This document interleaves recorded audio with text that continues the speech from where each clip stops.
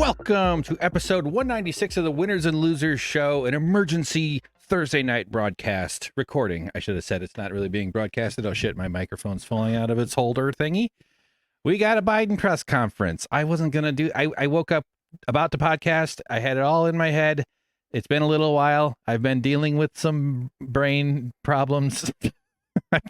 Things are getting better, starting to turn it around. You've heard this story before, longtime listeners. And then I decided not to. Went to the store, did some shit. Then I decided I was going to. Then I got overwhelmed. Then I decided I wasn't going to. I've been looking forward to this Joe Biden press conference. Then it got delayed till 4, and now it's on already, I think. So let me get a hurry up here. Hopefully we're not missing it. We're at C-SPAN. Let's see if they've got it playing yet. Everybody on Twitter is excited. Hi, everybody. Welcome. It's me, Hank. Sorry about the delay in the show. The last episode was a little while back with my good buddy Dan Friesen from the Knowledge Fight podcast. Very, very good conversation with him. I'm looking forward to catching up. He and I talked about my beard a little bit, and I think I made him uncomfortable because I responded by trauma dumping all over him because anyway, that was fun. It wasn't like it had a friend thing. He and I are very, anyway, partly what's up in my head is lately is I'm fucked up about my fucking face and my beard and my body and my health and just my ability to function. And I think I need ADHD medication, honestly, is what I need. So anyway, MSNBC, we're on standby. We got let's see, I can't even make it theater mode yet. We've got stuff on the right side. There's a Kyle Kalinske video that YouTube wants me to watch. The Surf Times is live. Something about furries. I hope that's relevant. It probably is. Donald Trump unfit to lead, says New York Times releases 5,000 word essay. Ooh, we got little details.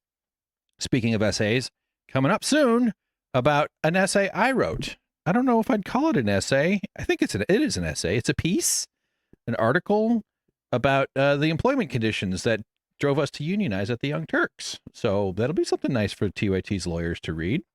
I think they're probably the only people that pay attention to what I'm doing. They're like, well, should we send the cease and desist now? Or let's wait for him to really cross the line somehow that we can. What's this guy's deal? How do we handle this motherfucker over here? He's not being quiet. But they're lucky because I suck at promotion and I fall off and I fail to follow through on the things. I mean, unlike maintaining consistency to get the podcast out, which would help all the other videos and such and such and such. So here we are. MSNBC has it going. Oh, anyway, sorry. Let me jump back. Okay. Of this essay here that I'm referring to. We're going to see a little bit of the piece that I've written later after we get to the Biden thing in today's podcast. As you guys are aware, the documentary Tell the Truth, Cenk is calling out TYT for the lies. Stand by for live video. MSNBC's going. Now I can go theater mode. Get rid of those abominable algorithm recommendations. Jeez. Something's about to click. So this is a big stakes, as you know, as I'm sure you know. I'm not really a live breaking news type broadcaster guy. I should be doing this shit all day long, constantly, building an audience, connecting. I feel a little bit of confidence right now, which is why I'm podcasting, and it's honestly, I haven't felt it in some weeks. I have done a little bit of Valheim taping and recording, but so look for some more video game stuff. I'm trying to do shit that's not just draining me. All this political stuff, the TYT thing. I think my soul is pretty battered these days, and the energy. So I'm trying to switch over to fun stuff, but also I need to lose weight, take care of myself, stop being such a horrible mess. And I know I'm all over the place. I know. Just hang in there. I'm waiting for this NBC thing to start. But yeah, of course you've been watching the festivities here in the gerontocracy hellhole that we live in. This is what a crazy the Joe Biden's debate. I've had a ton of thoughts on it. I've been tweeting. We're gonna watch something I tweeted. It's not that a tweet. It's that I found in the this thing here. This is the 2020's DNC Night 2 when they did a virtual roll call. I don't think they did a convention, right? Because COVID was raging in the summer of 2020. That's the reason Joe Biden got elected, was because COVID. Barack Obama and COVID, two viruses that are really wrecking this society and setting up this century for hell. Obama, engineered the red wedding, the blue wedding on the Super Tuesday where got Klobuchar and Buttigieg and Harris to all bail, and then Biden swooped in, and so. But how did I get to that COVID thing? Oh, so I wasn't even looking for this precise video, but this is all this silly. Every state does their own kind of goofy setup here. So there's a whole bunch of reactions to possible. Look, Illinois, that's Carol Mosley Braun. I haven't seen her in a while. She hasn't been a senator. Fuck it, lost it. Yeah, I wonder what she's doing these days. She was like a senator in the 90s, or some shit, or 2000s. But so every state gets their little presentation. Oh yeah, see, they're doing social distancing. This is videos from this era. So goofy. I've got audio going. Yes, I do. Waiting for the interruption here. Let's see what C-SPAN's doing. We're really monitoring the situation here, guys. I've got my contacts texting me information everywhere, from every source that they can find. I really have my decades of working in the progressive online media environment, which has gone so well, as you know. Has gotten me a deep Rolodex. Almost. Oh, look, that's Bernie.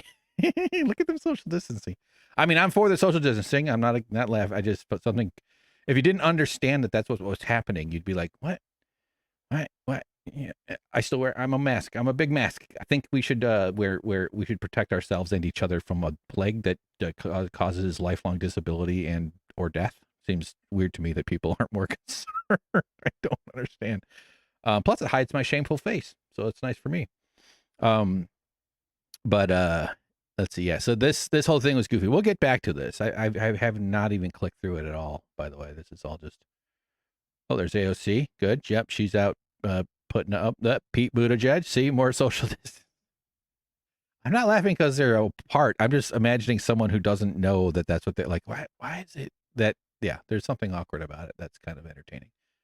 So yeah, stand by, trying to keep up with my thoughts. Let's see, I was saying about the TYT. So we're going to get interrupted here, but Tell the Truth, Cenk, my documentary. If you haven't seen it, if you have, thank you. Thanks for liking, subscribing, and clicking.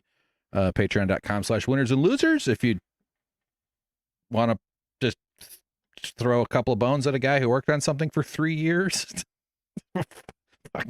just $5 for 3 years of effort would make a fella feel a little better. And then when I think when I bring up money, I come off really goofy and awkward, and that probably makes people go, "Fuck this guy, I don't give a fucking money."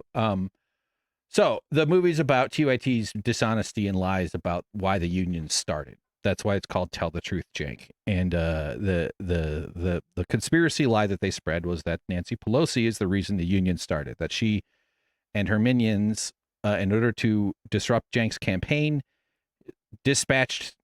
I guess they think they dispatched IATSE. I'm not sure what. I'd love to hear how they think it played out. I'd love for Cenk to explain to his audience or to us and to his workers and his former workers, what does he think happened? We got phone calls, we got emails. Like somehow we were manipulated by who? It was maybe Christy Smith herself. Probably he'd say IATSE organizers. He kind of refers to it a little bit in some of the union busting emails, but that the union started as a response to his campaign in order to provoke him to union bust. Like if he had just said, union, yeah, sure, okay, yeah, look. And that would be like the one bright spot of his whole political career. He could have like bragged about it, and that actually would have been kind of annoying, but I would have been fine with it. If he was like, yeah, look, I'm a union guy. My workers have a union. He could even be honest and say, I'm not a big, I got to admit, I came from a Republican background and I'm learning and I'm growing. And I still have my own opinions on unions, but I support my audience and my worker. You know, he could have lied about it. He could have just acted like he gave a shit, but instead they busted it, which is like the dumbest thing you could do. So I'm contradicting the official TYT story. Not that they've ever been incredibly formal about it. It was written about in the articles, and I'm contradicting it because I was very central to this attempt at the union starting. I know what happened. I was there. That's why I'm doing this, as you probably know. I'm kind of saying this over for newer people too, in case new people come by. But yeah. So I'm finally writing an article. Fuck it. Let's just look at it a little bit. Let's go all the way to the top. I'm not sure if this is the title I'm going to keep. So let me see. Let's zoom in here. Don't hold me to that. But behind the facade, why we unionized at the Young Turks. Was it Nancy Pelosi or a boss who treats his workers poorly, which is in little Cody thingies. what do they call those? Single quotes, apostrophes, right? Well, that seems weird. Yeah. Okay. Come on. Let's get to the Biden conference. Yeah, still waiting. So this is just the beginning. It's like 10, 11,000 words, which is insane and stupid and just a terrible decision. We're going to come back to this real quick here, though. I just realized I should probably be talking about Biden since that's what's going to come in fast. But I decided I didn't have to do this. It's been probably, I still haven't gotten to the other side of this whole thing. I want this to be in the past. I really do. I want it to succeed, which means I'll have to talk about it a lot more, which I would be okay with. But on the same hand, on one hand, that's a good thing. But on the other hand, it's like, I'm so tired of talking about it. Oh shit, we got sound coming in. Yeah, so I just wanted to get into the different ways I was classified. And this is the final point. I hear the music. Let me turn it down on my, is that I did not sign the NDA because I wanted to write this article. Okay. That's what I was trying to say. I wanted to do stuff. I wanted to tell the fucking truth. All right. So is this the music they're going with? What is this shit? Why is it shaking? I've been in these kind of press environments, not necessarily White House stuff, but when I was working with Jimmy Dore in 2016, we did some travel and went to some Bernie rallies and a Trump rally. So I've been in these like press stage areas. They cordon off all these things. They have these risers. There's this whole like operation that happens. So they're probably on some sort of unstable thing. I imagine there's a lot of humans. There's always those big banks of cameras.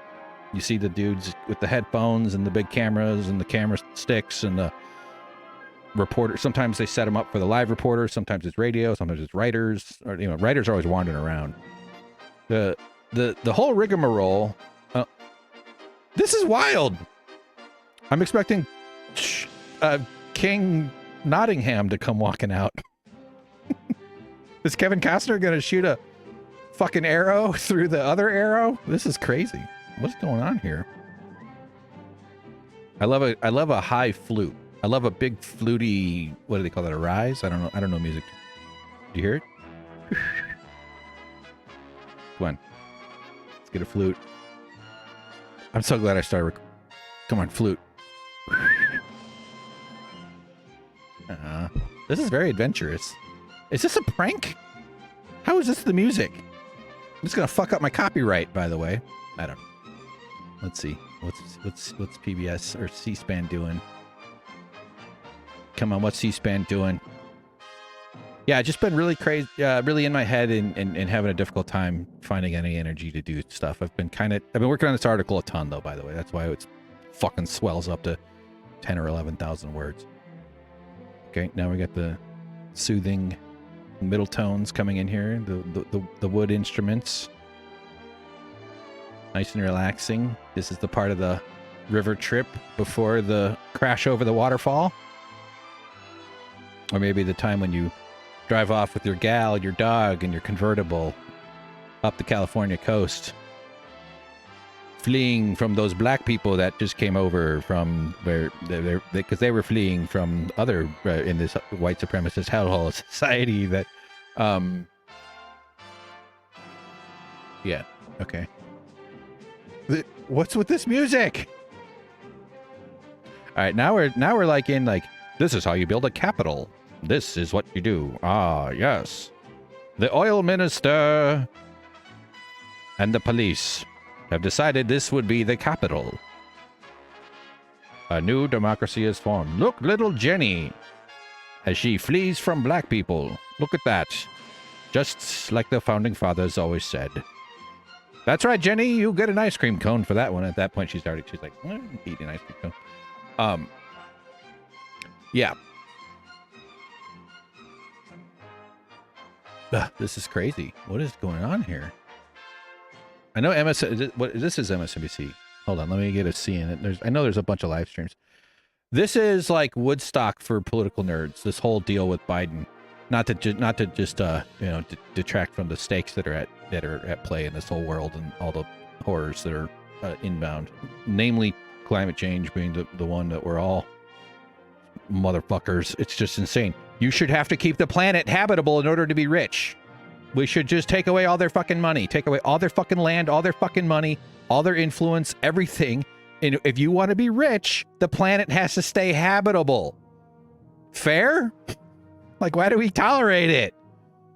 I'm simplifying the process, obviously. Yeah, but this bouncing is real bad. You know, there's like a director. They have remote directors that are like, guys, what's with the shaking? Can we do anything about the shaking? Like, yeah, sorry, man. It's just like, camera guys are just like, fuck, can we stabilize it? Because these cameras that they got, when I was doing shit with Jimmy Dore, we had this shit ass camera that it's actually a decent little camera. It was a $400 whatever, like DSLR, small, but it was provided by Jimmy, and we wanted to get a better camera, and TYT didn't have, like, they had a few cameras and stuff, but they didn't have anything available for us, and they wouldn't buy another one, like a $2,000 camcorder type, like better field camera. And Jimmy and I, even though we're not, it's been years since, you know, his career is certainly headed off in its own direction. I never would have predicted so much. But yeah, we would be like, what the fuck? Like, you're a media company. Buy us a goddamn camera. Like, we're not asking. We're like a restaurant. And we're asking for you to buy food for us here to sell at the restaurant. We're a food company. We should have food around. You're a media company. We need a camera. What am I getting at? Oh, even if we did have that better camera, we still got good footage. The pieces that I edited, the stuff that Jimmy did at the Trump rally, one of them got picked up by Rolling Stone magazine, which is very exciting. They call that an organic pickup. No, leave it at the same because I'm going to edit that. So, wow, this is nuts. I want a wider shot though. I like watching them stagger in. Come on. Usually C-SPAN has a better chance of giving you that kind of, oh fuck, I don't need, oh look at that white countertop space. Oh my God. I want to have a wife someday. We go shopping for cabinetry and say, do you want this one or that one? And then we get a divorce. And we move to a barn. And we stay friends. I think when people divorce and they stay friends, I think that's very nice. I think that seems like a nice way to do it. That's why I want to get married. Oh, the guy could have skipped it? Okay, hold on. We got a lady talking. Wow, that would be very concerning to me. Very concerning. I mean, I just have to be realistic. It's a caller. If he has any more performances like that, I think he should, drop out. That's just my opinion. We can't afford for him to have any more terrible performances like that. He needs to get out there and prove to the voters of this country that he. So my hope for Biden is that he drops out and then immediately gets arrested for war crimes and spends the rest of his life rotting in prison for all the children and people he's murdered. That's my hope. I think that would be pretty good. I'm calling for that. I would just be fine enough. Unfortunately, I don't think what I hope for will happen, but it would be okay if he does not become president again and a different person is president who isn't Donald Trump or the Republicans. It is very, I'm not okay with the Republicans coming into power. Not precisely because of Project 2025, but things could get far more worse than we understand. And it's been a really ongoing debate here we've been seeing on the left with all that. Hey, that's Peter something. Okay, so they were in tight for focus. You zoom in real good for focus, or your camera will have like a button that does like a focus button that sends it forward, and then you can focus in on the right thing. So yeah, I know I'm surfing a few different thought threads here right now, but hang with me. We're just having fun. Somebody in a yellow jacket knows the big moment's coming. Getting the hair looking better. Some bald heads, always easy to spot because of their shine. That's fun. That's fun. Makes me want to bitch for 20 minutes about my fucking body hair. Oh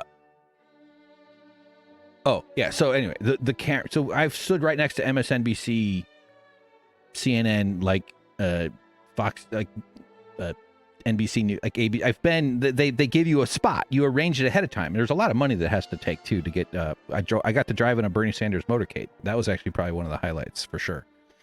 It was really weird. We were at the airport, some airport near south of LA, and like a little one, and then like waiting for this plane, and then all these like it is huge. This Bernie's plane lands. You got to sign in. They got to make sure you're okay. So we were cleared. Jimmy and I were cleared as a TYT's media operation, and it was fascinating time. Maybe I could go into more detail, but yeah, it was kind of boring. And then the plane gets there, and you go out on the tarmac, and like this plane comes out, and Bernie comes out, and he does the two fingers like Nixon, and he goes like that, and he makes a big smile, and then he dances down the steps, and then he does like so the splits at the bottom. He jumps like those two brothers, those amazing dancer guys in the 40s or whatever, and he lands on his splits, and his enormous balls go. They just make that noise. Nothing actually happens, but you just hear that. And no, but there's this whole motorcade. There's a limo. There's a bunch of shit. There's these big vans. There's a bunch of security people because he was under Secret Service protection at that point. It's expensive though. Like every single, like I know it costs a lot of money just for every person that's there, just to even be, get past the gates to get in to be on that. And so we jumped into a van, like a shuttle type van thing, behind a bunch of other reporters who they had just flown in from Puerto Rico to California. They were super tired. They were so tired. You could just tell that working on a campaign, like and I wouldn't say got to know, but I would see different people at some of these things. And so like, I wasn't around enough to make a lot of connections, but there were a few people I was like, yeah, we're Young Turks. And okay, yeah, see you in the next place. And then you'd see the same people. So I'm sure these friendships develop. They go out to eat. They probably do, substances at certain points. They probably do each other at certain points. It's like a little community. That's what people do when they gather up in groups. They end up doing, recreational chemicals and recreational activities. And then they end up fighting. They end up getting divorced. And, that's just how people are whenever they get together. And these types of people are not immune to that. So it was an interesting experience. All that to say is that, let me back that one up. But there is that time where I think the world is like really excited about this. The stakes. This music is something else. Come on, Biden. Thank you. Oh, I should have muted that one. Sorry. All that is to say, that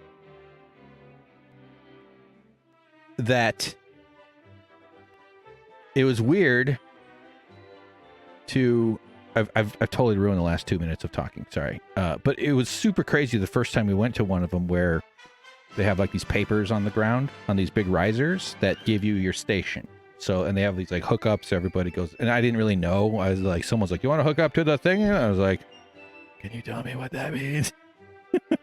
It's like, do you need a cable for it? So that you can get the microphone audio. So you can hook up to like the to the podium audio and stuff. So there's a lot of technical shit, but it's like MSNBC, I'm just, but like big names, WTTW, CBS News, The Young Turks, Fox News, something. And like, I was like, whoa, this is weird. This is crazy. It's very different than cleaning fish tanks. And so, all right, I'm turning this. Come on. Get over yourself, fucking MSNBC live stream music. So we'd set up the camera, and we had like this like rickety gear. It was my tripod. It was Jimmy Dore's camera.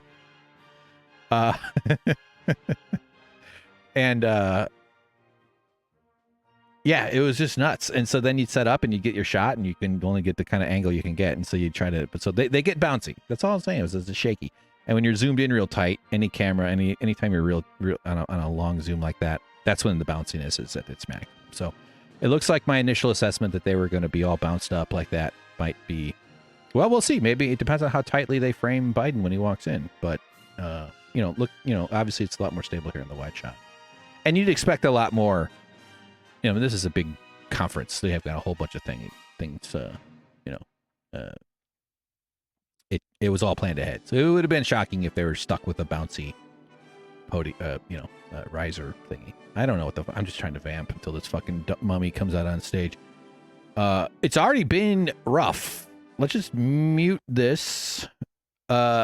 Biden, this big NATO deal, I get exhausted just going to the grocery store. I get burnt out, man. The self-checkout line, one of the grocery stores has the volume all the way up or whatever the fuck, and it's just this lady yelling at you to put your carrots in the goddamn bag and then move on. I can barely deal with it. It's so much.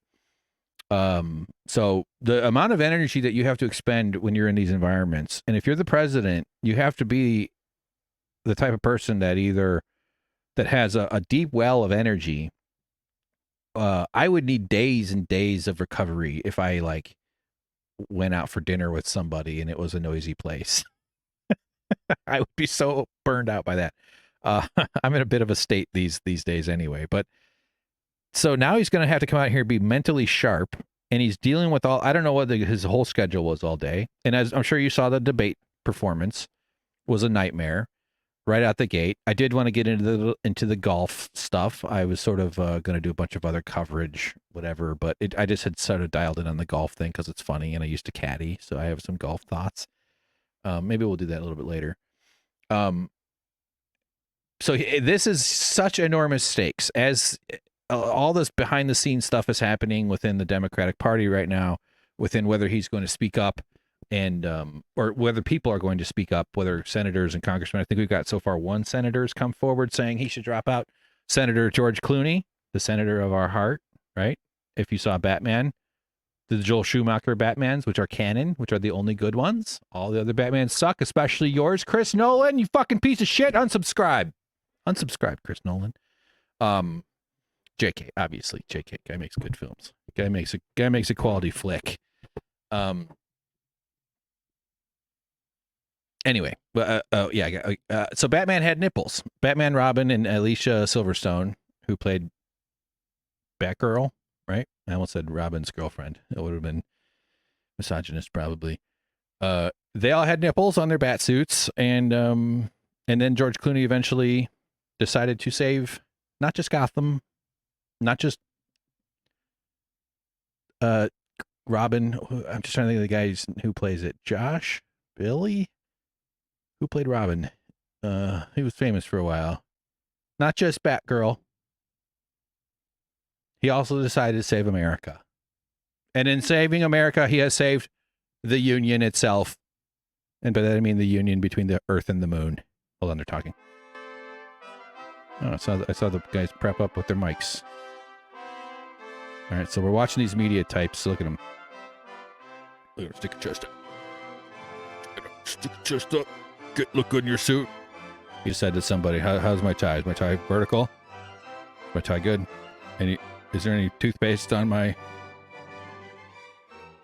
lapel? Well, this guy goes, I'm Biden. No, so he's got the prepared remarks. That probably that's an underling setting it down. Check. Sibowitz. 1 2 1 2. Oh, he didn't do it. Fucking didn't do it. So this is huge, though. This is an enormous moment in genocide history. Oh, I'm sorry. I meant to say in American history. Will we replace our genocidal sociopath narcissist monster with a younger genocidal sociopath narcissist monster who has a fresh kill list because they're not the ones sending the bombs? So it'll be nice to get Kamala in there to send bombs. I don't know if she'll be exactly like Biden. I know everybody's trying to read the tea leaves and understand all the stuff. She'll probably be better, I hope. Maybe. I'm not a big Kamala fan. I'm already ready to... I already got my eyeball lubricant on order, on subscription from Amazon. Another place I should stop patronizing because I'm going to be rolling my eyes a lot. It's going to be coconuts and silly quotes and the wheels on the bus go round and round, and it's going to be all kinds but it is interesting to see how the different opinions are. The President of the United States, Joe Biden. Stand up and show some fucking respect. Hey, buddy. Look at me walk. He's going to fall over. Thank you. Please be seated. Okay. Well, good evening. I'll take We questions. just concluded this year's NATO summit. And the consensus among the members it's was it coughing. was a great success. He was on vacation 2 years ago. Especially so he's momentous because it represented the 75th year, the most important military defense alliance in the world's history of the world. tired. Oh, misspeak We already. should never forget that NATO grew out of the wreckage of World War II, The what grew out? Oh, the most NATO. destructive war in history. The idea was to create an alliance of free and democratic nations that would commit themselves to a compact of collective defense. Standing together, they knew we'd all be safer. An attack on one would be treated as an attack on Gotta all. get them resources. And it's worked because a would-be aggressor knows Get if they those. attack one of us, they'll be attacked by all of us. Get those mineral rights. Sending that message is the best way to deter aggression and prevent wars in the first place. Okay, he thinks he's off to a For good those who start. thought NATO's time had passed, they got a rude awakening when Putin invaded Ukraine. He called. Some of the oldest and deepest fears in Europe roared back to life because once again, a murderous madman was on the march. See how bouncy it is now? But this I time, zoomed in. no one cowered in appeasement, especially the United States. Oh, you're so strong. Collected intelligence that Russia was planning to invade Ukraine. And then we're murdering Months children, and before the we're the invasion. Nazis in Israel, but we're the saviors I in directed the intelligence Ukraine. community to be We're a just- significant amount of intelligence be declassified so I could start building an international coalition to oppose the invasion. Let me just keep. Then in February, some of you remember, I warned the world that the invasion was imminent. I rallied a coalition of 50 nations from Europe to Asia to help Ukraine defend itself. Many foreign policy experts thought as Putin amassed Russian forces just 100 miles north of Kyiv, the capital of Ukraine, but Putin thought it was the mother home of Russia. The capital would fall in less than a week. But the Ukrainian people, backed by a coalition to help build, stopped them. Today, Kyiv still stands, and NATO stands stronger than it has ever been. During the week of this summit, several heads of states made it a point in their statements to thank the United States and to thank me personally for all that NATO has achieved. NATO is not only stronger, NATO is bigger because we led the charge to bring in Finland and Sweden into the alliance, and it makes a gigantic difference. Excuse me. Meanwhile, No problem. my predecessor has made it clear he has no commitment to NATO. He's made it clear that he would feel no obligation to honor Article 5. He's already told Putin, and I quote, "Do whatever the hell you want." In fact, the day after Putin invaded Ukraine, here's what he said. It was genius. It was wonderful. Some of you forgot that, but that's exactly what he said. But I made it clear a strong NATO is essential to American security. And I believe the obligation of Article 5 is sacred. And I would remind all Americans, Article 5 is invoked only once in NATO's long history. Come on. And that was to Trip defend over your dick. America after 9/11. I made it clear that I will not bow down to Putin. I will not walk away from Ukraine. I will keep NATO strong. That's exactly what we did and exactly what we'll continue to do. Now, the future of American policy is up to the American people. This is much more than a political question. It's more than that. It's a national security issue. Don't reduce this to the usual testament that people talk about, issues of being a political campaign. It's far too important. It's about the world we live in for decades to come. Every American He won't. Not. must He's ask got herself or himself, 6 months. is the world safer with NATO? Are you safer? Is your family safer? I believe the American people know the answer to all those questions is yes. And I believe the American people understand that America is stronger because of our alliances. I believe the American consensus from Truman to Reagan to me still holds today. America cannot retreat from the world. We must lead the world. We're an indispensable nation, as Madeleine Albright wrote. That Now let fucking me murderer. turn to three other key issues. Just this morning, We had a great economic report showing inflation is down. Overall prices fell last month. Core inflation is the lowest it's been in 3 years. Prices are falling for cars, appliances, and airfares. Grocery prices have fallen since the start of the year. We're going to keep working to take down corporate greed to bring those prices down further. Oh, sure. Yeah, corporate greed. Meanwhile, Yep. Trump's calling for a Real fucking- 10% tariff on everything Americans buy, including food from overseas, vegetables, and other necessities. And economists tell us that would cost the average American working family another $2,500 a year. It's a tax of $2,500 a year. Second, our efforts to secure the border, southern border, is working. After Trump killed the bipartisan effort to secure the border, Republicans and Democrats had worked on, because he thought it would benefit me and make him a loser, Republicans walked away. So I took executive action last month. As a consequence, working with Mexico, border encounters have gone down over 50%. The current level is lower today than when Trump left office. Third, for months, the United States has been working to secure a ceasefire in Gaza, to bring the hostages home, to create a path for peace and stability in the Middle East.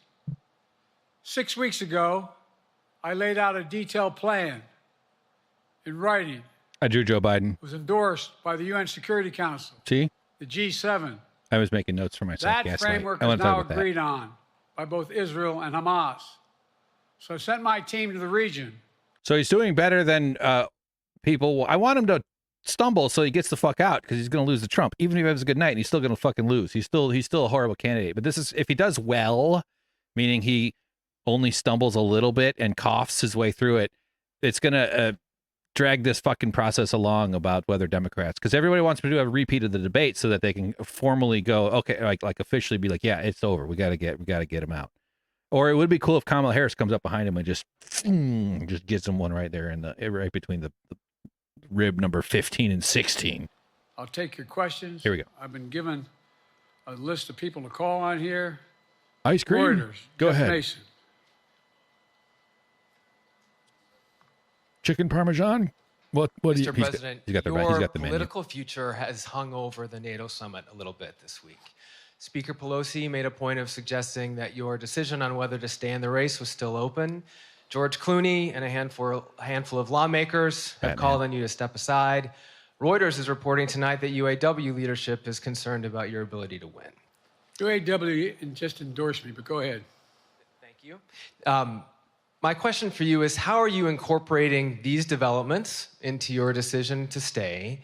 And separately, what concerns do you have about Vice President Harris's ability to beat Donald Trump if she were at the top of the ticket? Look, I wouldn't have picked Vice President Trump to be vice president. There it is. She was not qualified to be president. Said Trump. So let's start there. That's the one Number people are going one. to glom onto.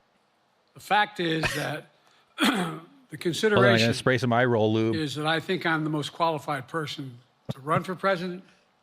I beat him once, and I will beat him again.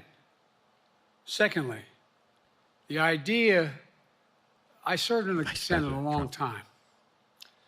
The idea that senators and congressmen running for office worry about the ticket is not unusual.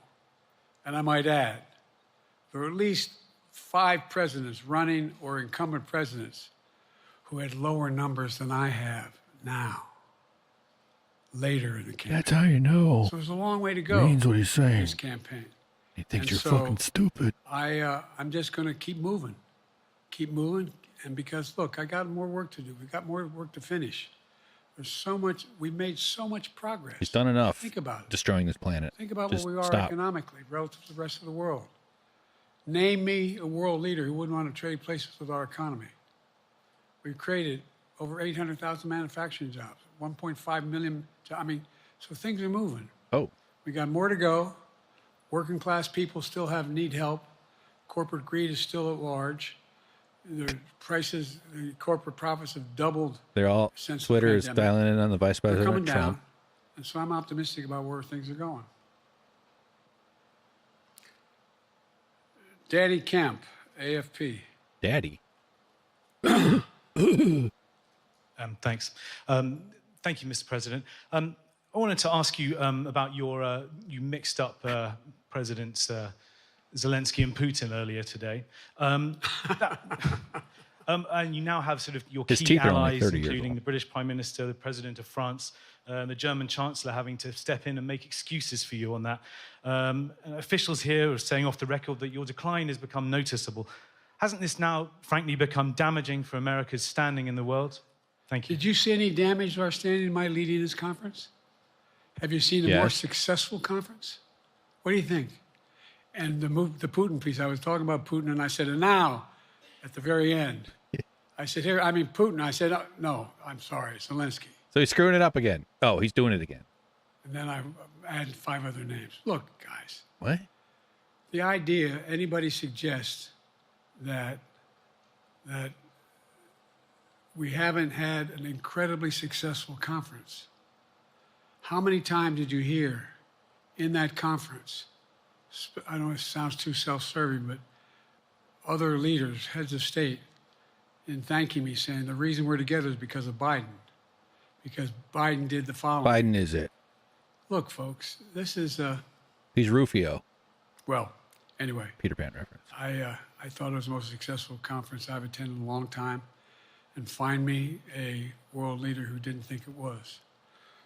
Next one, Nancy Cordes, Cordis. CBS. Thank you, The Mr. captain's President. a little ahead of the guy. You mentioned other instances in history where presidents have faced a challenge, but what makes this moment in history so unique is that it is not your enemies who are calling on you to reconsider your decision to stay in the race. It's your friends, supporters, people who think you've done a great job Me. over the past 4 years. Number one Joe Biden Have fan. you spent time thinking about what it would mean for your legacy, Where's my fucking which you've pen? worked decades to build, if you stay in the race, I found a different one. despite Let's the use this one. concerns that voters say they have, and you lose to someone who you yourself have argued is unfit to return to the Oval Office? Well, look,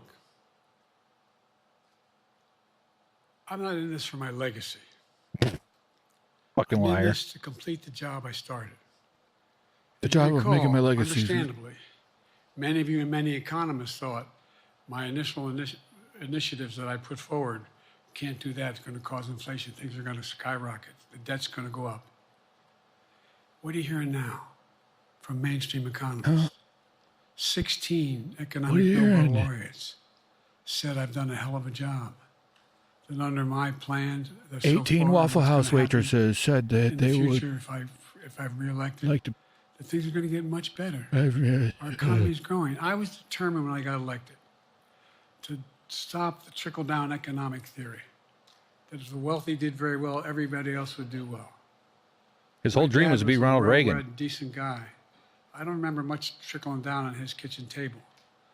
Middle-class people and working-class people need help. And so what happened is I decided to was able to implement as president what I believed when I was a senator. And that is that the way to build this economy is from the middle out and the bottom up. That way, Number we one. grow the economy. And the wealthy still do very well. They We're do number fine. one. And guess what? That's what he's holding. I mean, mainstream economists have said we haven't done well.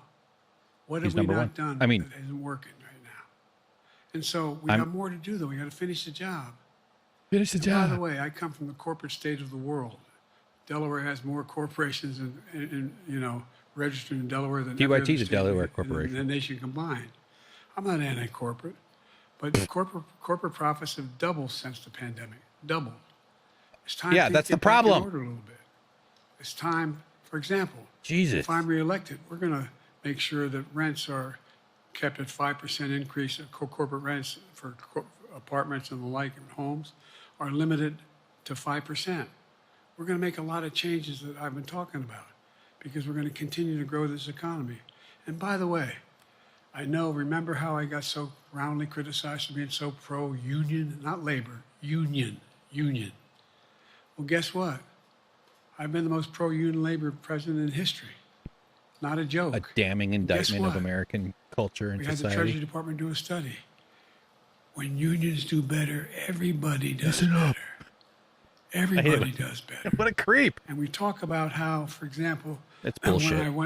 remember when we talked about His donors getting don't the believe computer that. chip industry back in the United States? Used to be 40% of the industry. We invented the chip. 40% of the industry was in the United States. And former presidents decided that the best way to do it is find the cheapest labor in the world, send the product over there, and import what the product was. And so what did I do? I was told not to go over to Europe, to Asia, including Europe, but Asia. I remember going to South Korea, convincing them to invest $20 billion in the United States to build computer chip factories. And I asked why when they finally decided to do it. And the answer was because you have the safest economy in the world and you have the best workers in the world. So the whole idea here is we've invested, there's over $50 billion in investment in computer chip manufacturing just coming into being. He'll get better. None of you thought that would happen. None of you thought that would happen. But it's happening. He'll get better. It's just a rough 80 years. And it's going to grow economies. All through, and by the way, red states and blue states. Matter of fact, there's as much in red states as in blue states. I've made no distinction. So my generic point is that the idea that we can't continue to build and grow the economy, make it fairer. And like I said, from my standpoint, when the middle class does well, that's when the whole economy grows. The poor have a shot, the wealthy do well. But the wealthy got to start paying their taxes. Sure. Yeah. Your Vice President Kamala Harris Good one. would be ready to serve on day one. Can you elaborate on that? What is it about her attributes and her accomplishments over the last 4 years that make her ready to serve on day one if necessary? First of all, the way she's handled the issue of freedom of women's bodies to have control over their bodies. Secondly, her ability to handle almost any issue on the board. This was a hell of a prosecutor. She was a first-rate person, and in the Senate, she was really good. I wouldn't have picked her unless I thought she was qualified to be president. From the very beginning, I made no bones about that. Mm-hmm. She is qualified to be president. That's why I picked her. She's 87 years old. Almost young enough to be president. Felicia Schwartz, Financial Times. Thank you, Mr. President. Where are you, honey? Can I smell Presidency is the most straining job in the world, and it's 24/7. How can you say you'll be up for that next year, in 2 years, in 4 years, given the limits you've acknowledged that you have today? The limits I've acknowledged I have?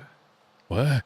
There's been reporting that you've acknowledged that you need to go to bed earlier and your evening around 8. That's not true. I'm up till 9. I'm fucking in What I seconds said till 9. was, I've got a... instead of my You ever every been to day starting at hedonism? 7 and I have going a to bed website. at midnight, it'd be smarter for Jamaica, me to pace myself crazy. a little more. Been going And I said, since for example, the 1944. 8, 7, 6 stuff, instead of starting a fundraiser at 9 o'clock, start at 8 o'clock. People get to go home by 10 o'clock. Smart. That's what I'm talking about. I'm not talking about. And if you looked at my schedule since I made that stupid mistake in the campaign in the debate, I mean, my schedule has been full bore. I've done where's Trump been? Riding around in his golf cart, filling out his scorecard before he hits the ball. I mean, look, The golf. he's done virtually nothing. All right, we got it. And I have, I don't know how many, don't hold me to it, roughly 20 major events. Some with thousands of people showing up. He's just driving his golf cart. And so You I fill out your just score think before you it's shot. better.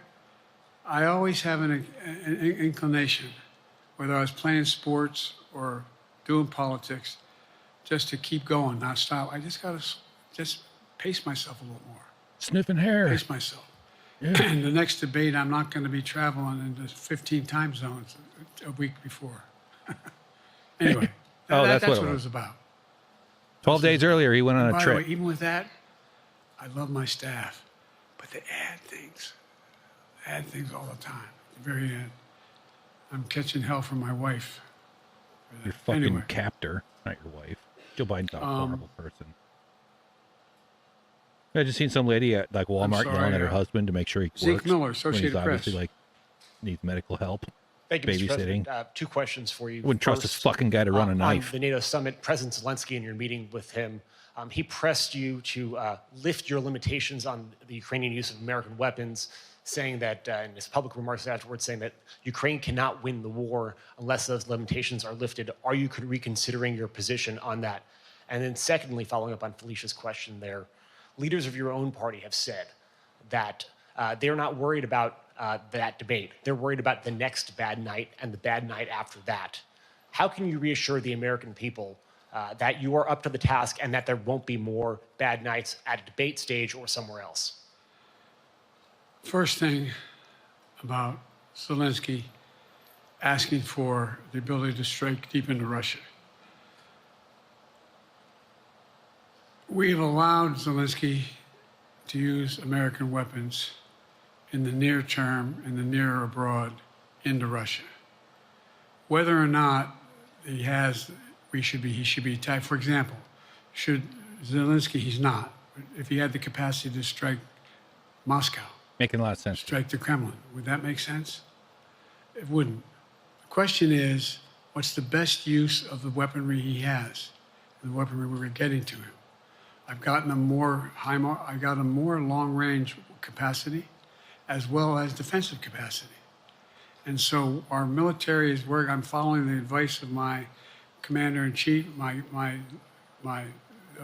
chief of staff of the military, as well as the Secretary of Defense and our intelligence people. Golf. And we're making a day-to-day basis on what they should and shouldn't, how far they should go in. That's a logical thing to do. Second question related to...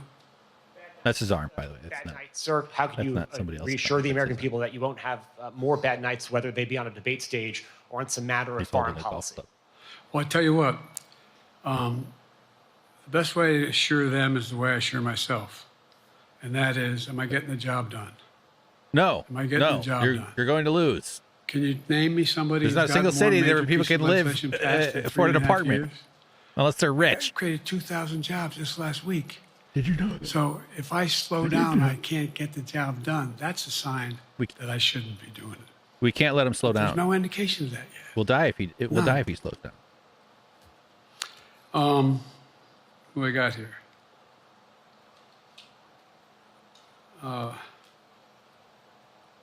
Merrick. Political Radio. Fettuccine Alfredo.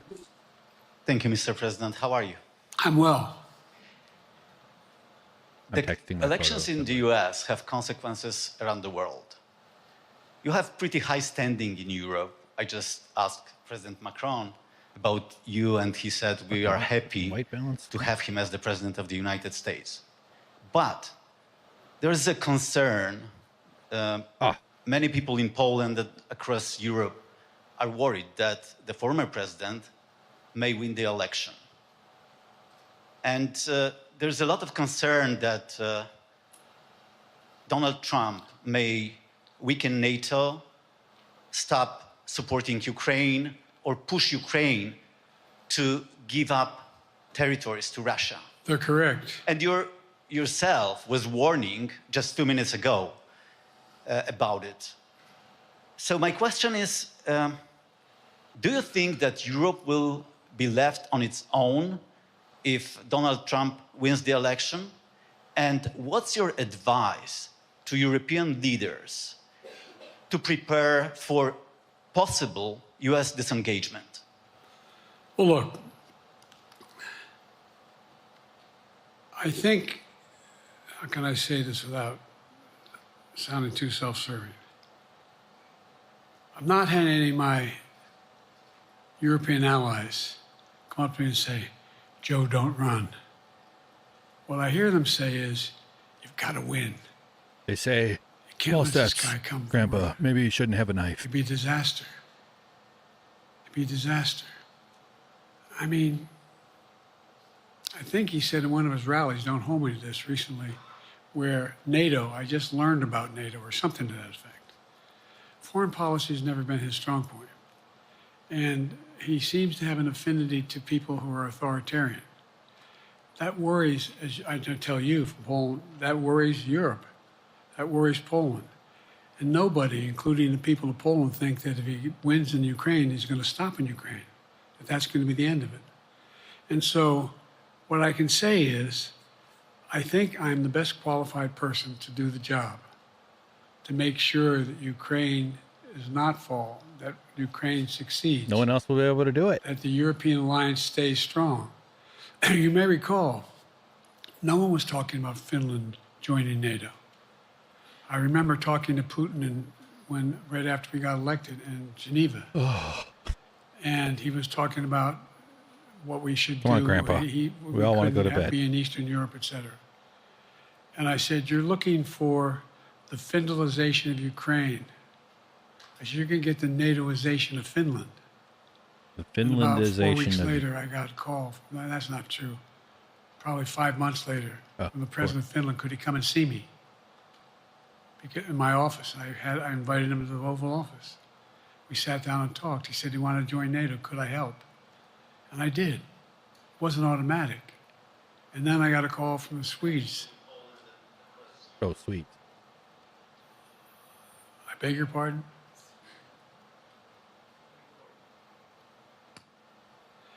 And so Finland. I think somebody was making noise. I don't know. I don't even scare to hold that against them. Is significant. That was and weird. they were already allies, but they weren't part of NATO. And you heard, I think you heard, maybe I can't recall what he said publicly in our closed meeting, but he wouldn't mind being repeated. He said, we decided in Finland, the people of Finland decided they had to be part of NATO. It was in our interest because of the joint ability to be together, to dissuade any attack on Finland. And the same thing with Sweden. It took a lot of selling to some folks, particularly in Turkey and other places, to agree to the expansion. But it expanded. And we're a hell of a lot stronger because of it. We're more secure because of it. And by the way, I was able to get 50 other nations, 50, to support Ukraine. 50. And we were able to bring about a coalition of Europe and Asia, Japan and South Korea. I just we talked about AUKUS, and we talked about the relationship between Australia, New Zealand, Japan, South Korea, the United States. We're making the world safer and stronger. Yeah. Because we're all we have dying to deal from with the new climate change arrangement that and exists war. in the world. World War III is on the way. Over. The post-war era is over. What is going to replace it? This guy's older than Israel. And I respectfully suggest I have a pretty good idea what that should be. I've convinced a lot of people to follow it. And we're just going to get stronger. David Sanger. This is it. This is our strength. Where's it? Obama's in the audience wearing Thank a you, mustache. Mr. President. Like Be nice, David. Mustache. Oh. You'll drop out, motherfucker. The NATO declaration that was issued yesterday was very notable because it described China as a decisive enabler of the war in Ukraine for its Getting provision fucking of NATO critical questions. I want to hear goods about the coconuts.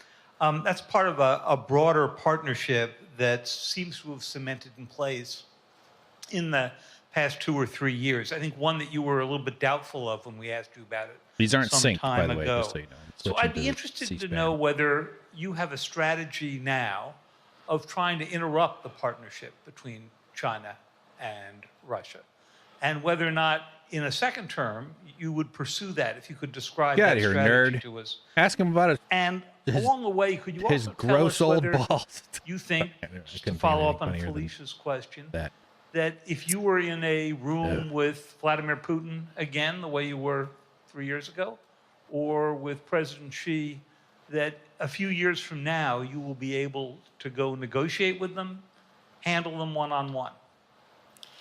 Well, the first part of the question is, we discussed and I raised in the NATO summit, and others raised, the future of China's involvement, what they're going to do, what they're doing with Russia in terms of accommodating, facilitating. They're getting access to additional. They're not supplying weapons themselves. They're supplying mechanisms for them to be able to get weapons.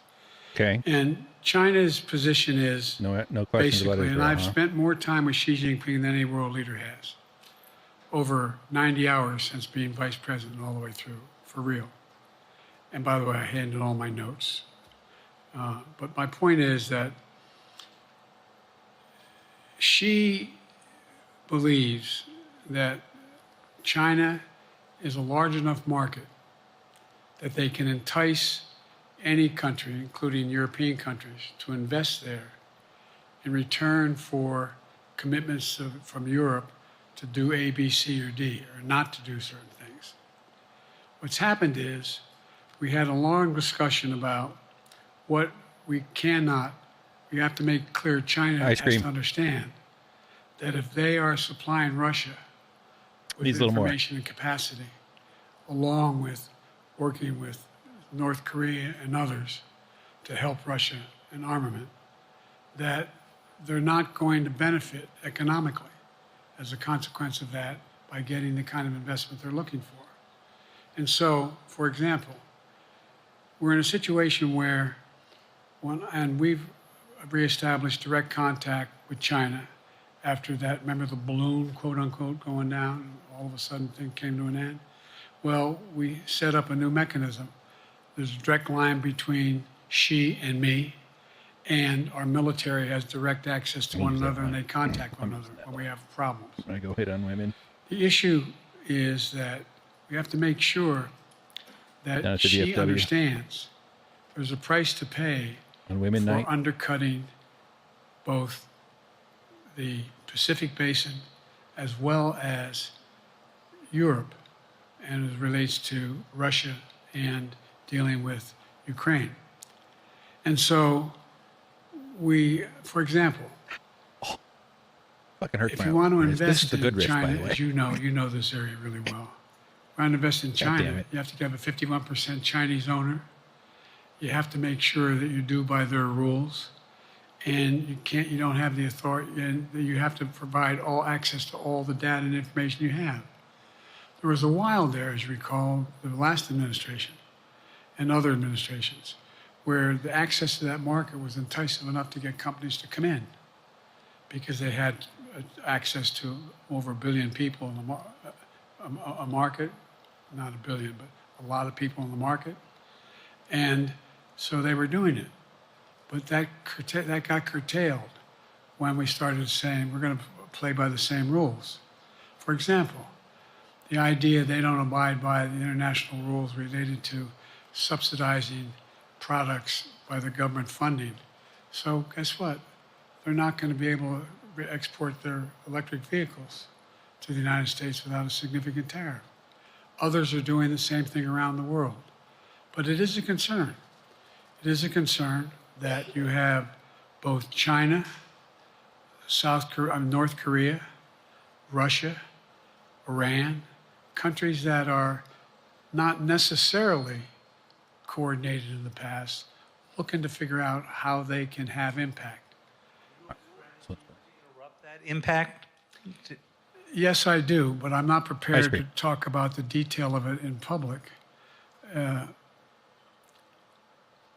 I think you'll see that I did make it darker because of the green shit behind it. Some of our European friends are going to be curtailing their investment in Russia. In China.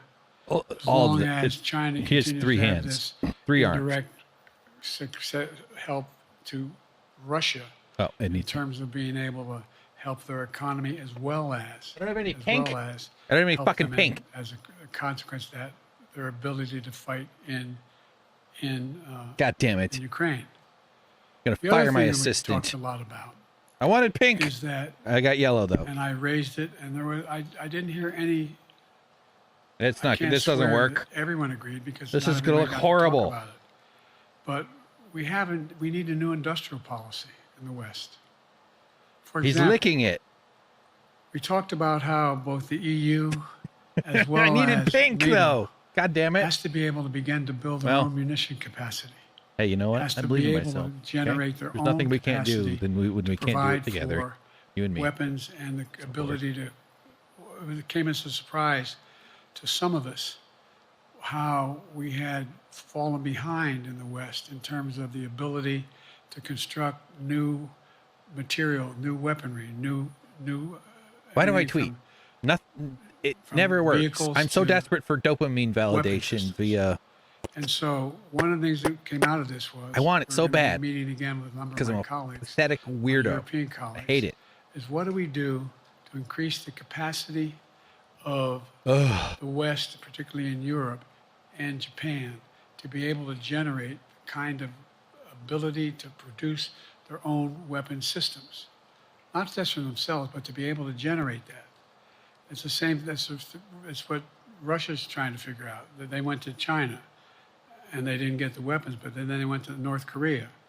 But we're going to be in a position where the West is going to become the industrial base for it to be able to, the ability to have all the defensive weapons that we need. There you That go. was a discussion as Don't worry, we're gonna have all the guns we need, guys. Don't worry. We can make our missiles, Be ready bullets. to go deal with Putin and Xi 2 or 3 years from now. I'm ready to deal with them now and 3 years from now. Look,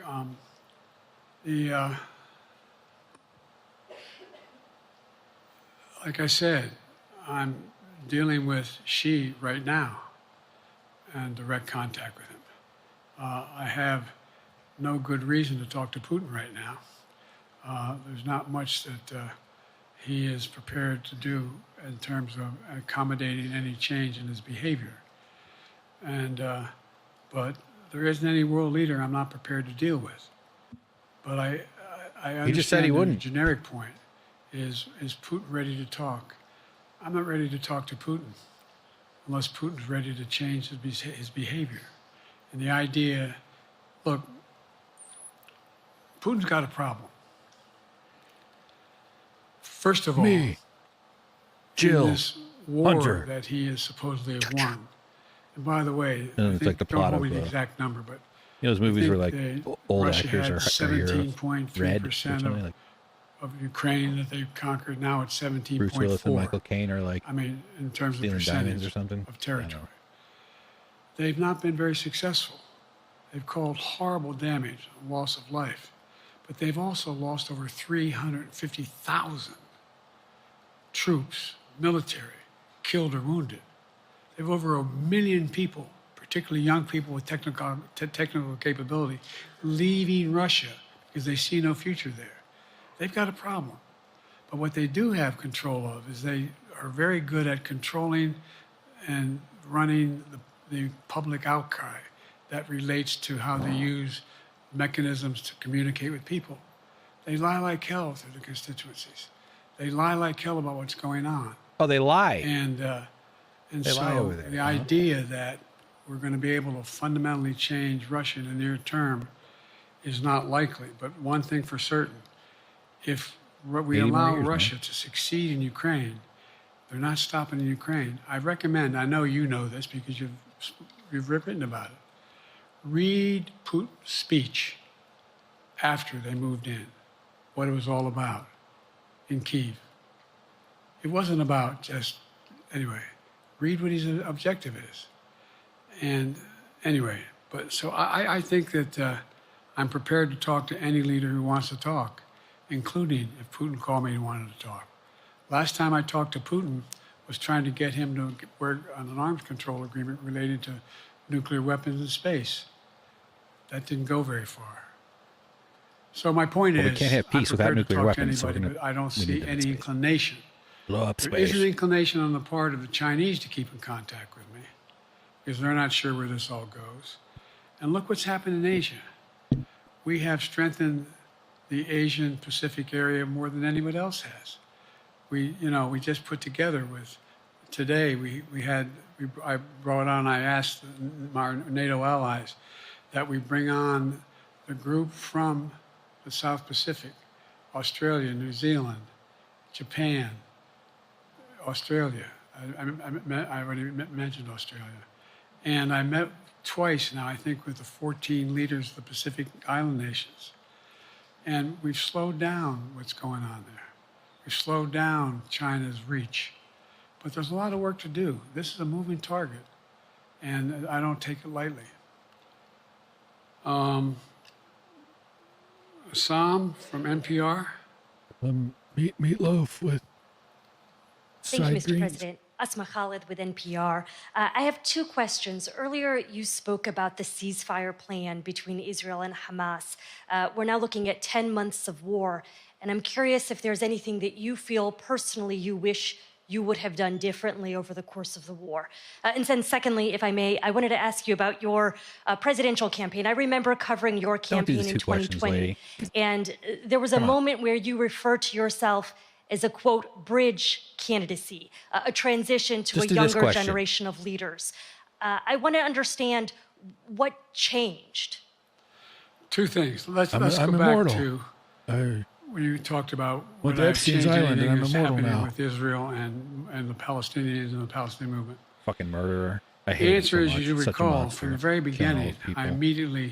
I went to Israel, but I also got immediate contact with al-Sisi in Egypt. I met with the King of Jordan. I met with most of the Arab leaders to try to get a consensus going as to what had to be done to deal with getting more aid and food and medicine into the Gaza Strip. Come on, man, I gotta go watch the boys. We pushed it really hard. And Israel occasionally was less than cooperative, number one. The Israeli War Cabinet, I've been dealing with Israel since Golda Meir. Some of the reporters around here cover me all the time have heard me say this.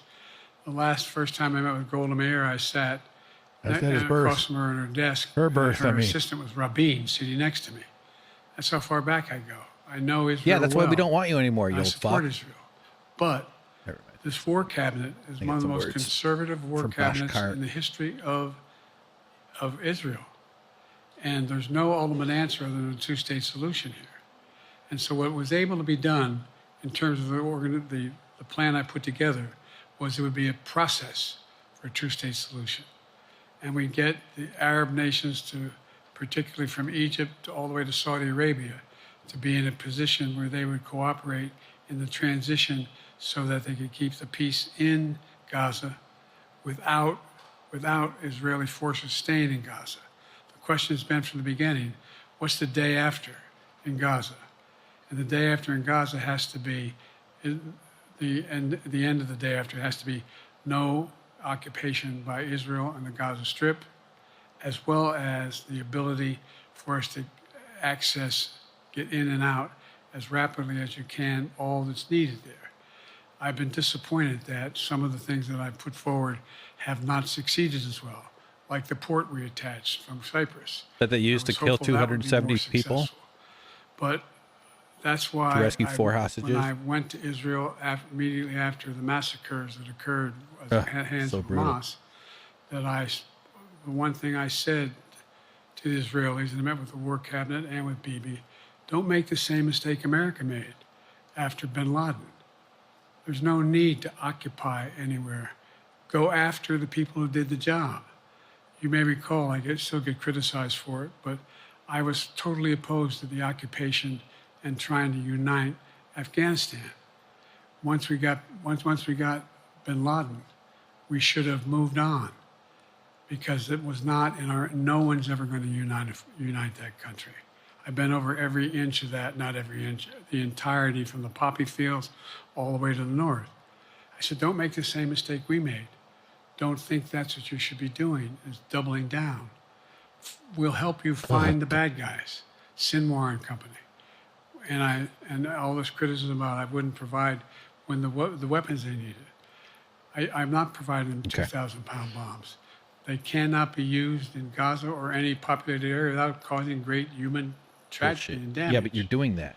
But remember what happened when you had the attack on Israel with rockets and ballistic missiles. I was able to unite the Arab nations as well as Europe. Nothing happened. Nothing got hurt. It sent an incredible lesson. Those are trees. To what was going on from the Middle East. So there's a lot of line over here. things, in retrospect, I wish I had been able to convince the Israelis to do. Called a horizon. The bottom line is we have a chance now. Look it up. It's time to end this war. Actually, it's more like look Doesn't mean walk away from going after Sinwar and Hamas. And if you notice, you know better than most, there is a growing dissatisfaction in on the West Bank from the Palestinians about Hamas. Hamas is not popular now. And so there's a lot of moving parts. I just have to keep moving to make sure that we get as much done as we can toward a ceasefire, and get those. And by the way, look at the numbers in Israel. I mean, my numbers are better in Israel than The vast they are amount here. of But then again, there's better destroyed. than a lot of other people here too. But anyway, fuck you, fucking asshole. He's Candidacy murdered. in 2020, you referred to yourself as being a, Oh, yeah, the a second bridge question. candidate for a younger, Why didn't you say it again? You should have fresher reminded me. And the generation second of question? Democratic leaders, and I wanted to know what changed. To be fair, not everybody. what can remember changed two questions. was Oh yeah, we the need him. gravity of the situation I inherited in terms of the economy, our foreign policy, and domestic division. And I think, I won't put words in anybody's mouth.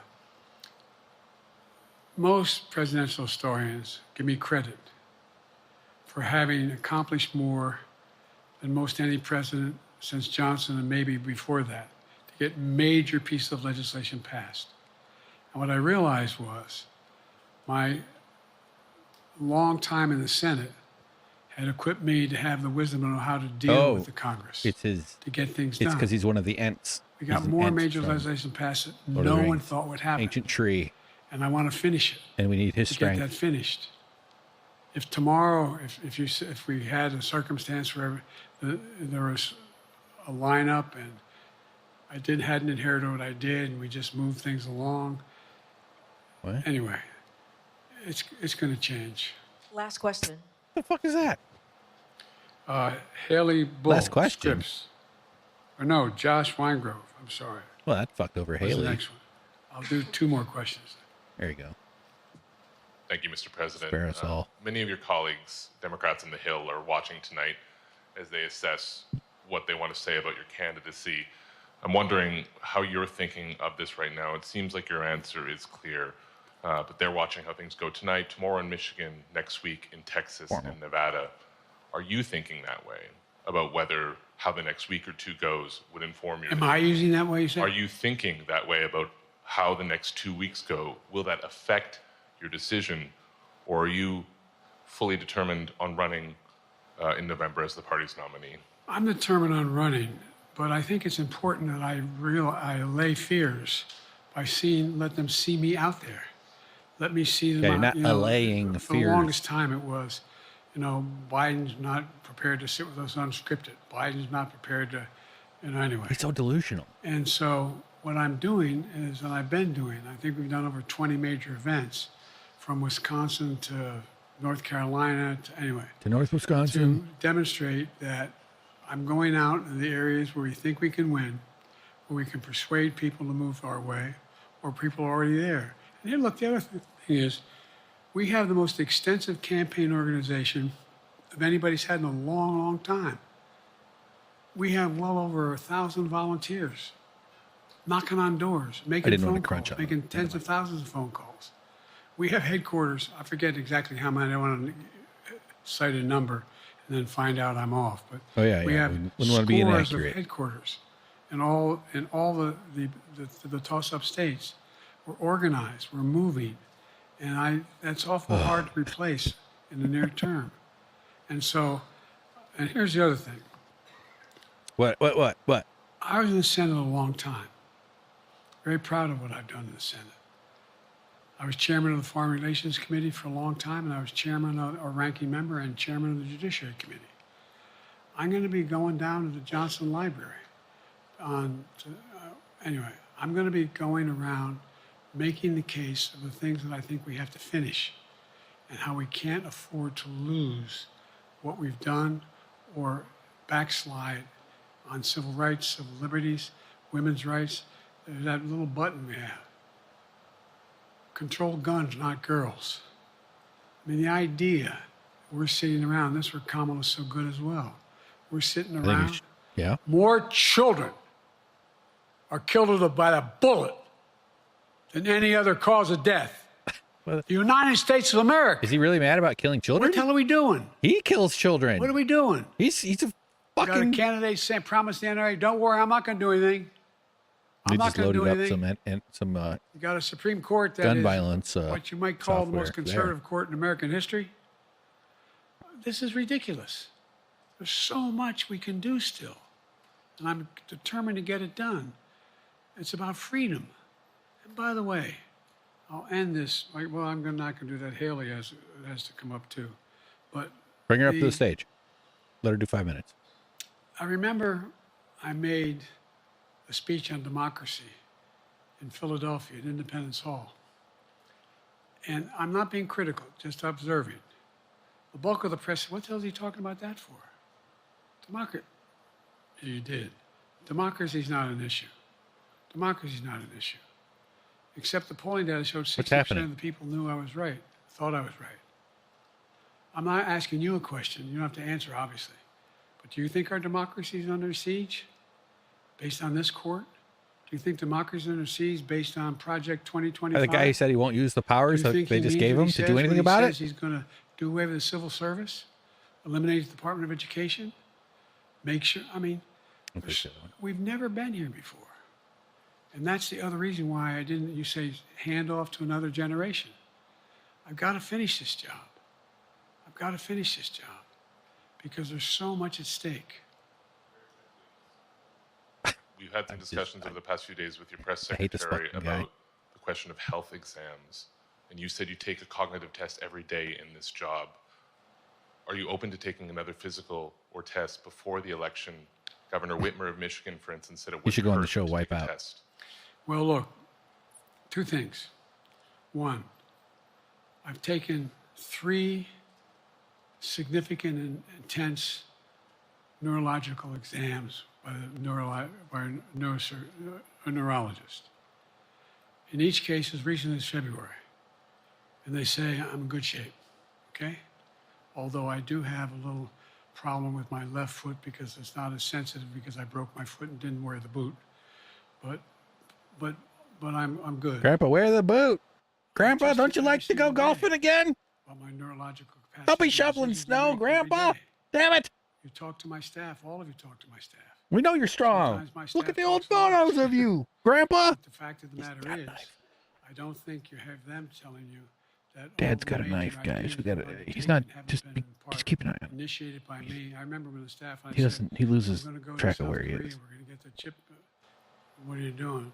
I'm going to get Japan and Korea back together again after essentially having hostilities toward one another. There you go. Since the end of World War II.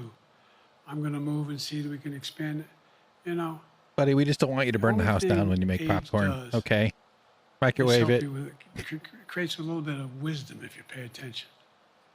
And so the point I'm making is, I think it's important that if the neurologist tells me he thinks I need another exam, and by the way, I've laid every bit of the record out.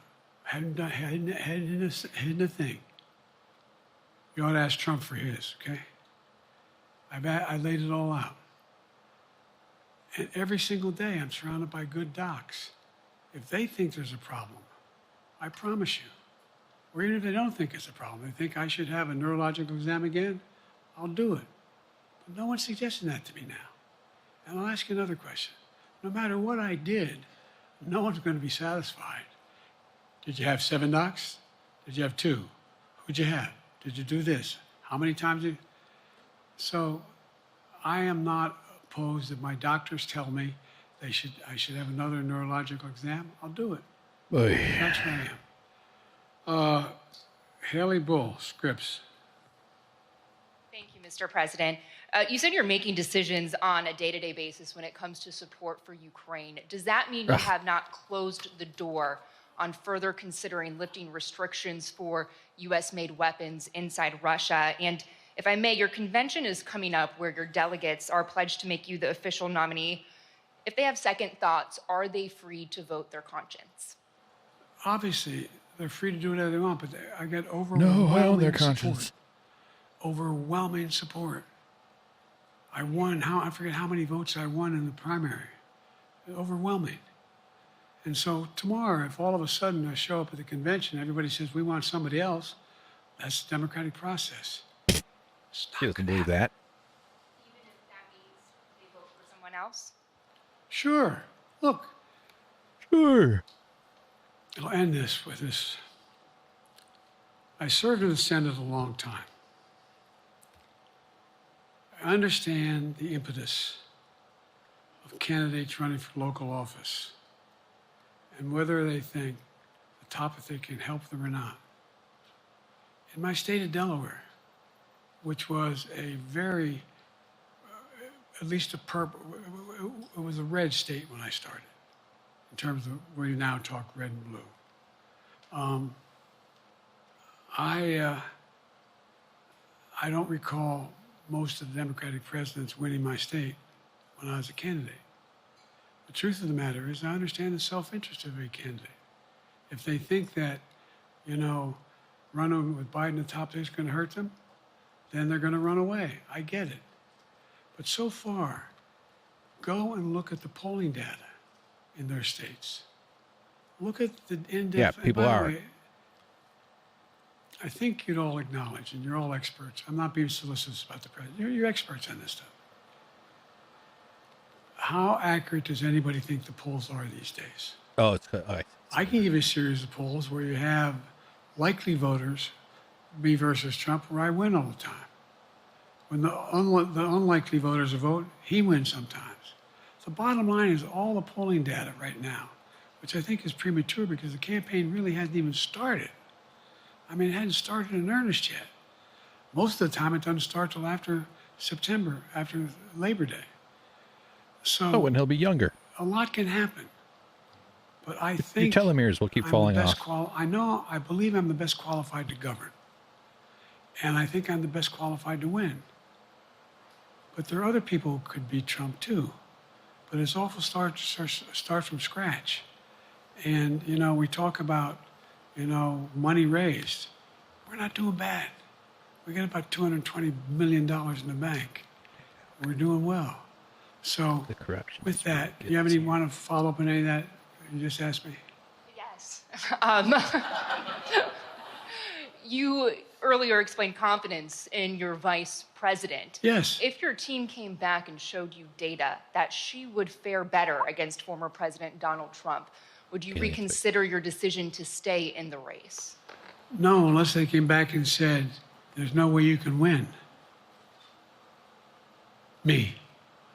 What? No one's saying that. No poll says that.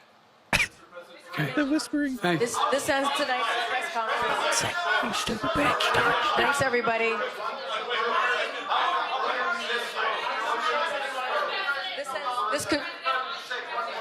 This concludes. Respectfully, earlier you misspoke in your opening answer. You referred to Vice President Harris as Vice President Trump. Right now, Donald Trump is using that to mock your age and your memory. How do you combat that criticism from tonight? Listen to him. This concludes tonight's press conference. How's that the Thank you, answer? everybody. He likes to do a turnaround. Thanks, Hold for his everyone. turnaround. Hold for the turnaround. Nope, didn't do it.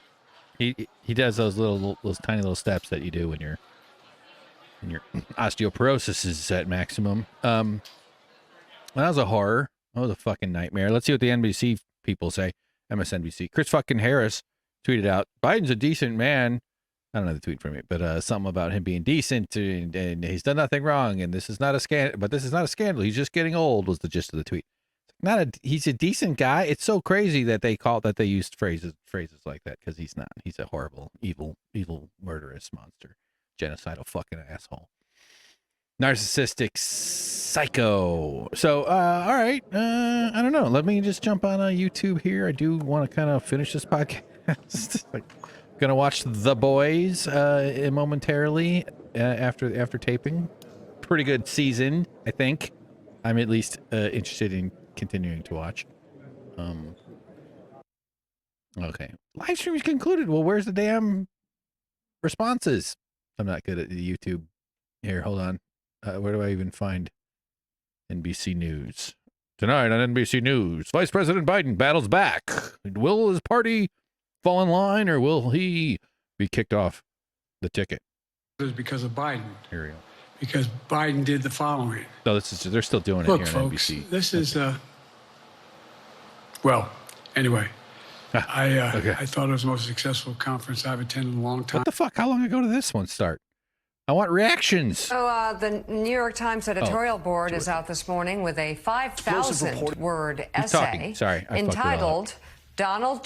All right. Oh, I see. That was an autoplay on MSNBC. Sorry about that. Here we go. Guy talking. Saying they no longer see a viable route to re-election. One campaign official going as far as saying, quote, he needs to drop out and he will never recover from this. And as questions and accusations swirl over his fitness for office, earlier tonight, President Biden caught in a jarring moment, mistakenly calling Ukrainian President Zelensky President Putin. Putting berries. And now I want to hand it over to the president of Ukraine, who has as much courage as he has determination. Ladies and gentlemen, President Putin.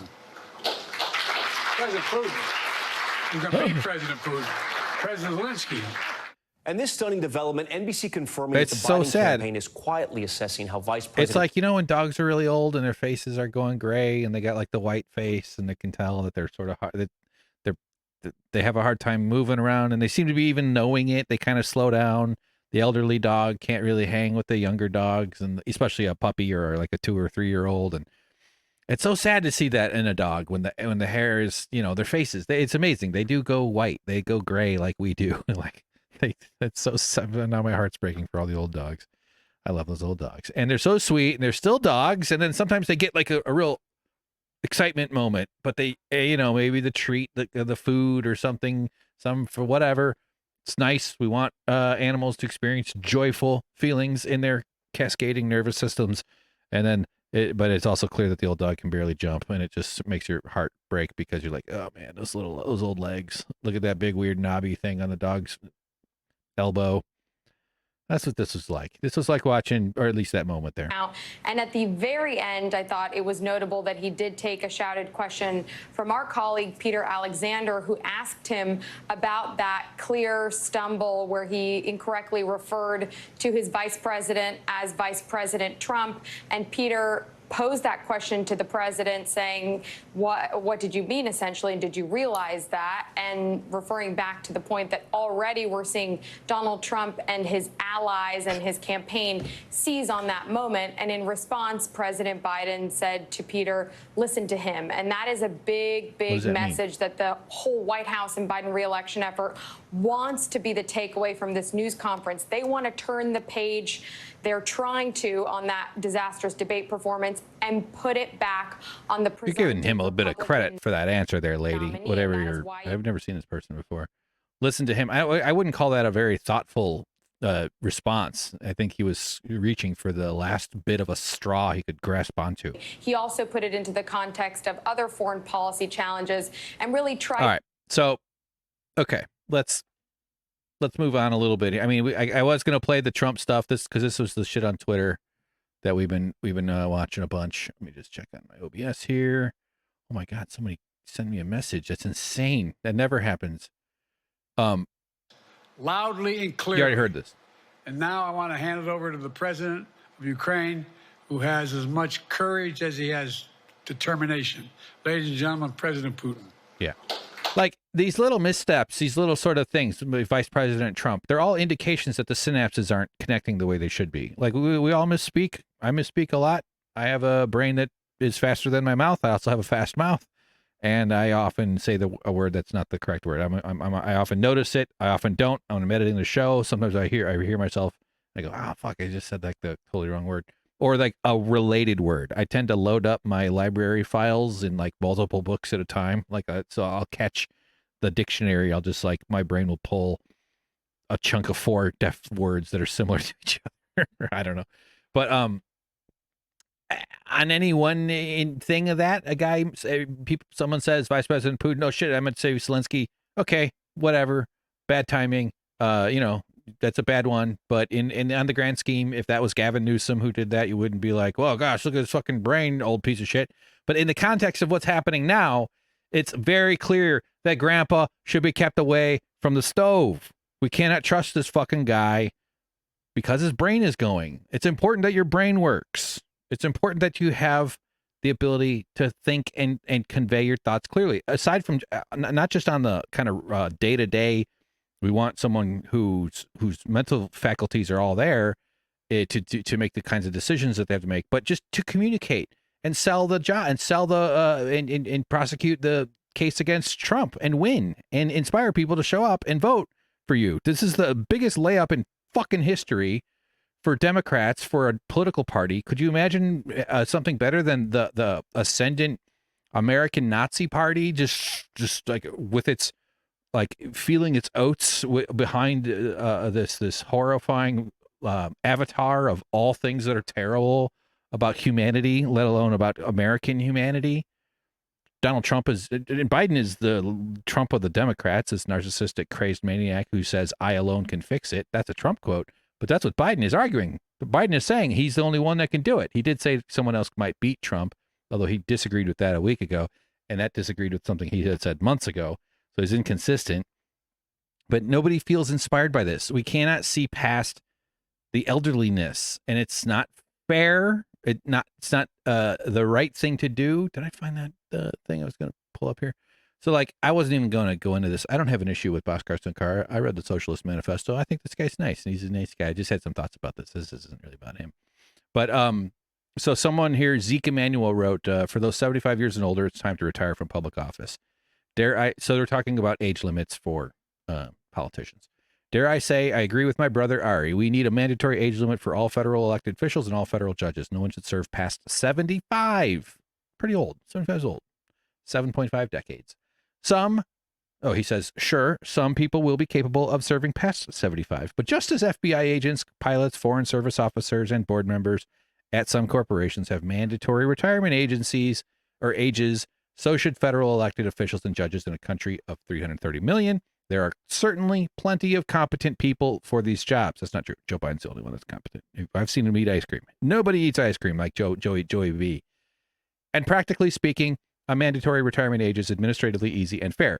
With an age minimum in the Constitution, the framers should have an added age maximum as well. Yeah. So the fact that it is, I was going to highlight this. Practically speaking, it's easy and fair. I agree. I think we should have age limits. Here I go. As you've heard me say on this podcast, ageism is appropriate for politicians. Even if their brains aren't totally melted, and if Bernie wanted to run, I would support him now. Call that hypocrisy? Sure, fine. Because where we are currently is a mess. But if we had a system in a world where it said, oh, you reach 75, maybe your birthday is in your term and you just got elected at 75, you're done so you get to be a senator for 6 years and now you get to serve till you're 82, but you're done. Your election limit is 75. There's the downside of that is that it's not fair to some people. And Bhaskar Sankara makes a point here. He quote tweeted it saying he's the founder of what the fuck? I should know that. Yeah, The Nation. I was going to say The Nation. Damn it. Now people aren't going to vote for me. He says, I spent an hour interviewing Bernie yesterday, and he's way sharper than I am at 35. You're only 35? Get the fuck out of here. We don't need discriminatory age limits for politicians. Voters will decide who's competent enough to represent them. The danger with Biden is that everyone knows voters won't accept him again. All right, that last sentence, I agree. This is his thing is that, like, well, the voters are the limit. The voters are the ones that say that. And this is, I don't find this persuasive. I think that I was going to write him back. I don't know why I do that. Every time I do it and I send it, I'm always just immediately regretful that it's just, because it sends my brain into this place. It's not particularly comfortable. But the thing that I actually agree that this is an idealized kind of goal. I would think that'd be fun or fine and fun if we had the democracy where this was available, where this kind of check was available, but we don't. We don't have anything close to that. We have this incredibly corrupt, decaying slave empire, gerontocracy, where we just look what's going on with Biden and Trump themselves, the two oldest candidates, Dianne Feinstein, Nancy Pelosi, Mitch McConnell. All the leadership are these desiccated old mummies, these ancient fucking corpses. Their eyes aren't even blue anymore. They're light gray. Light gray light. Ooh, that's creepy. And so, like, the idea that this is just too idealized for me. A age limit is discriminatory. This is what I was kind of going to write. Was basically that like I agree, but we don't have the world that you think we have. We don't have the people who control the politicians. Like Dianne Feinstein was the head of a machine. There was a whole operation of people underneath her, consultants and her family, people who, and the political operators. There's every single one of these big politicians at the national level, especially, has these people behind them that have careers that make off of it, either on the campaign side or on the politics side of it. And so that's one facet of the way these power systems work. But all these different candidates and political people are an apparatus. And this whole system has an immense amount of sway over the process. The primaries are run by the Democratic Party, which itself I think is an independent corporation or something. I'm not sure what their like classification is technically, but they get to call the shots. They get to influence the thing. They get to rewrite the rules as it makes the best sense for them to do that. They have so much fucking influence in ways that are not democratic. I was thinking of the Kardashev scale. I'm not sure if you're familiar with that. It's the notion of how do you assess a civil? It's a space sci-fi concept. The civilizational power of a society, of a planet's civilization. And one is like there's the thresholds are like, does it control all the resources? Is it able to capture all the energy its own sun produces?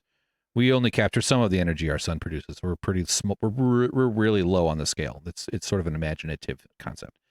And then at the very top of it, it's like, can they capture the power of the entire galaxy? Are they so well developed and strong that they're fully encompassing in a galaxy's energy? We're nowhere near that, nor should we be. That should be our aspiration. But in terms of democracy, there's like a democracy scale. We're barely on the field in terms of democracy, the same way Earth and humans are barely on the field in terms of energy harvesting from its solar system, from the energy that could potentially be available to it. You get into Dyson spheres and some of those other mega structures and stuff, and it's kind of an interesting. It makes for a fun YouTube watch. But so my point being basically, though, that just to wrap it up, is that we're not far enough into a healthy enough kind of democracy where this is a reliable way to control it. So we would have to compromise and do discrimination against age at 75. And 75 is fine. You could argue one way or another. You could probably persuade me 72. I think 70. I would probably start arguing against it being below 70. I think 69 is a young enough and fun enough age. It's fine. But yeah, there's plenty of people in their 80s that are, like Bernie, that can keep it together. But I would still be concerned about that. So anyway, that's all it is. Boshkar's fine, I guess. He's all right. So let's watch this again. This was an interruption. I know we're jumping over. I just have it open, so we're going to do it. Here is Good luck. The BBC. Thank you very much, Defence Secretary John Healey. Thank you very much.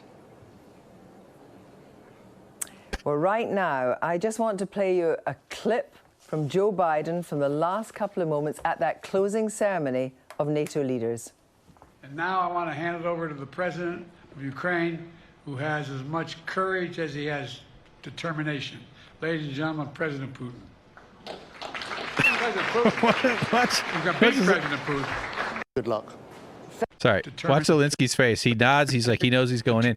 I've been introduced to go on stage. You're right. The moment right before you go up, it's like, it's a little bit like the dead stillness on top of a roller coaster, because everything is fine, because you're anticipating, you're listening, you're hyper focused, your whole body's activated. It's very intense, but there's a little bit of, and now it's your turn and you go. So it's like it's a fascinating thing. You might have been introduced to do something yourself on stage. We've all kind of experienced that. I would hope. Maybe you just shot some free throws in front of the gymnasium. At the gymnasium in front of the assembly, in order to win your dad a round of chemotherapy treatment from the local chemo clinic. Look under your seats for chemo coupons. So watch Zelensky's face here. Nation. Ladies and gentlemen, President Putin. President Putin. We've got big President. Like someone. Putin. Oh no, we're gonna beat President Putin. So this has been making the rounds really fast. Vice President Trump making the rounds really, really, really, really fast. And it's fascinating to kind of see the way that people are responding. Generally, my information is coming, like my sort of teats, my media diet teats are, podcasts online, some of the mainstream stuff and a lot of Twitter. Twitter's probably the primary. I've been watching a bunch more TikTok in recent days. I don't read as many articles as I wish I did. I do read articles, but I would like to sort of switch off Twitter and other social media stuff. Plenty of Instagram, I guess, but that's not really, I don't get politics there. I just mostly get industrial accidents and boating arguments and stuff. I like when people at marinas get into fights. Not like fist fights. I don't like watching fist fights. I will watch them, but they stress me out. Here's just what we watched, though. Just people are tweeting this as we just watched it. Look, I wouldn't have picked Vice President Trump to be vice president, but I think she was not qualified to be president. So let's start there. I wonder. So this has a sign language guy. Number one. The fact is that. Dark's fact. But I'm curious if it'd be funny if he was just like, what? Like he's doing his thing. He's like, wait a minute, what?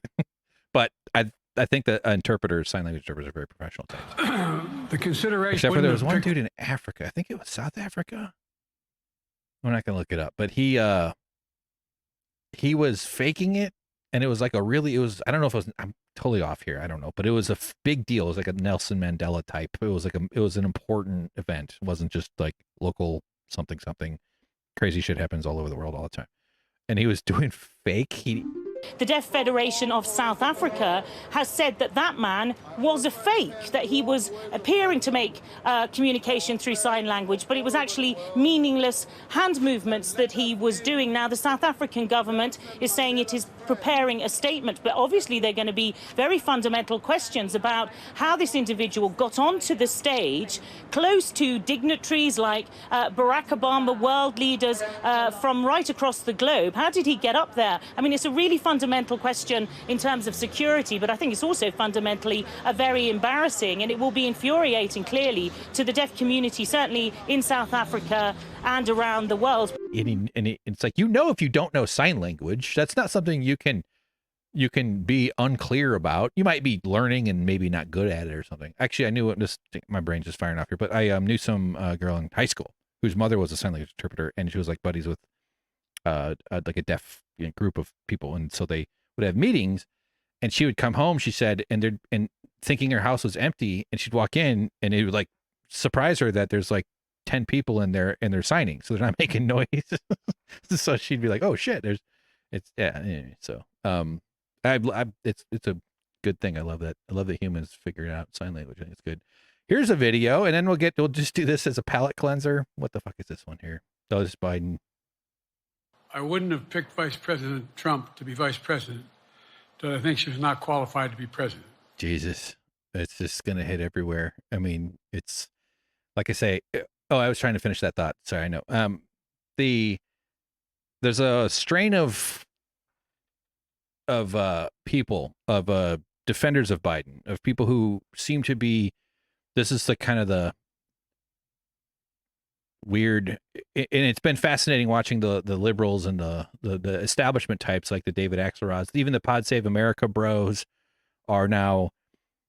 I'm not sure if I'd say anti-Biden, but they are on team let's not lose to Trump with this old desiccated fucking mummy. And so we're seeing this building wave of insiders coming out saying, I saw some stuff when I was in there, and now his family seems to be managing things and this and that. But some people are still defending it.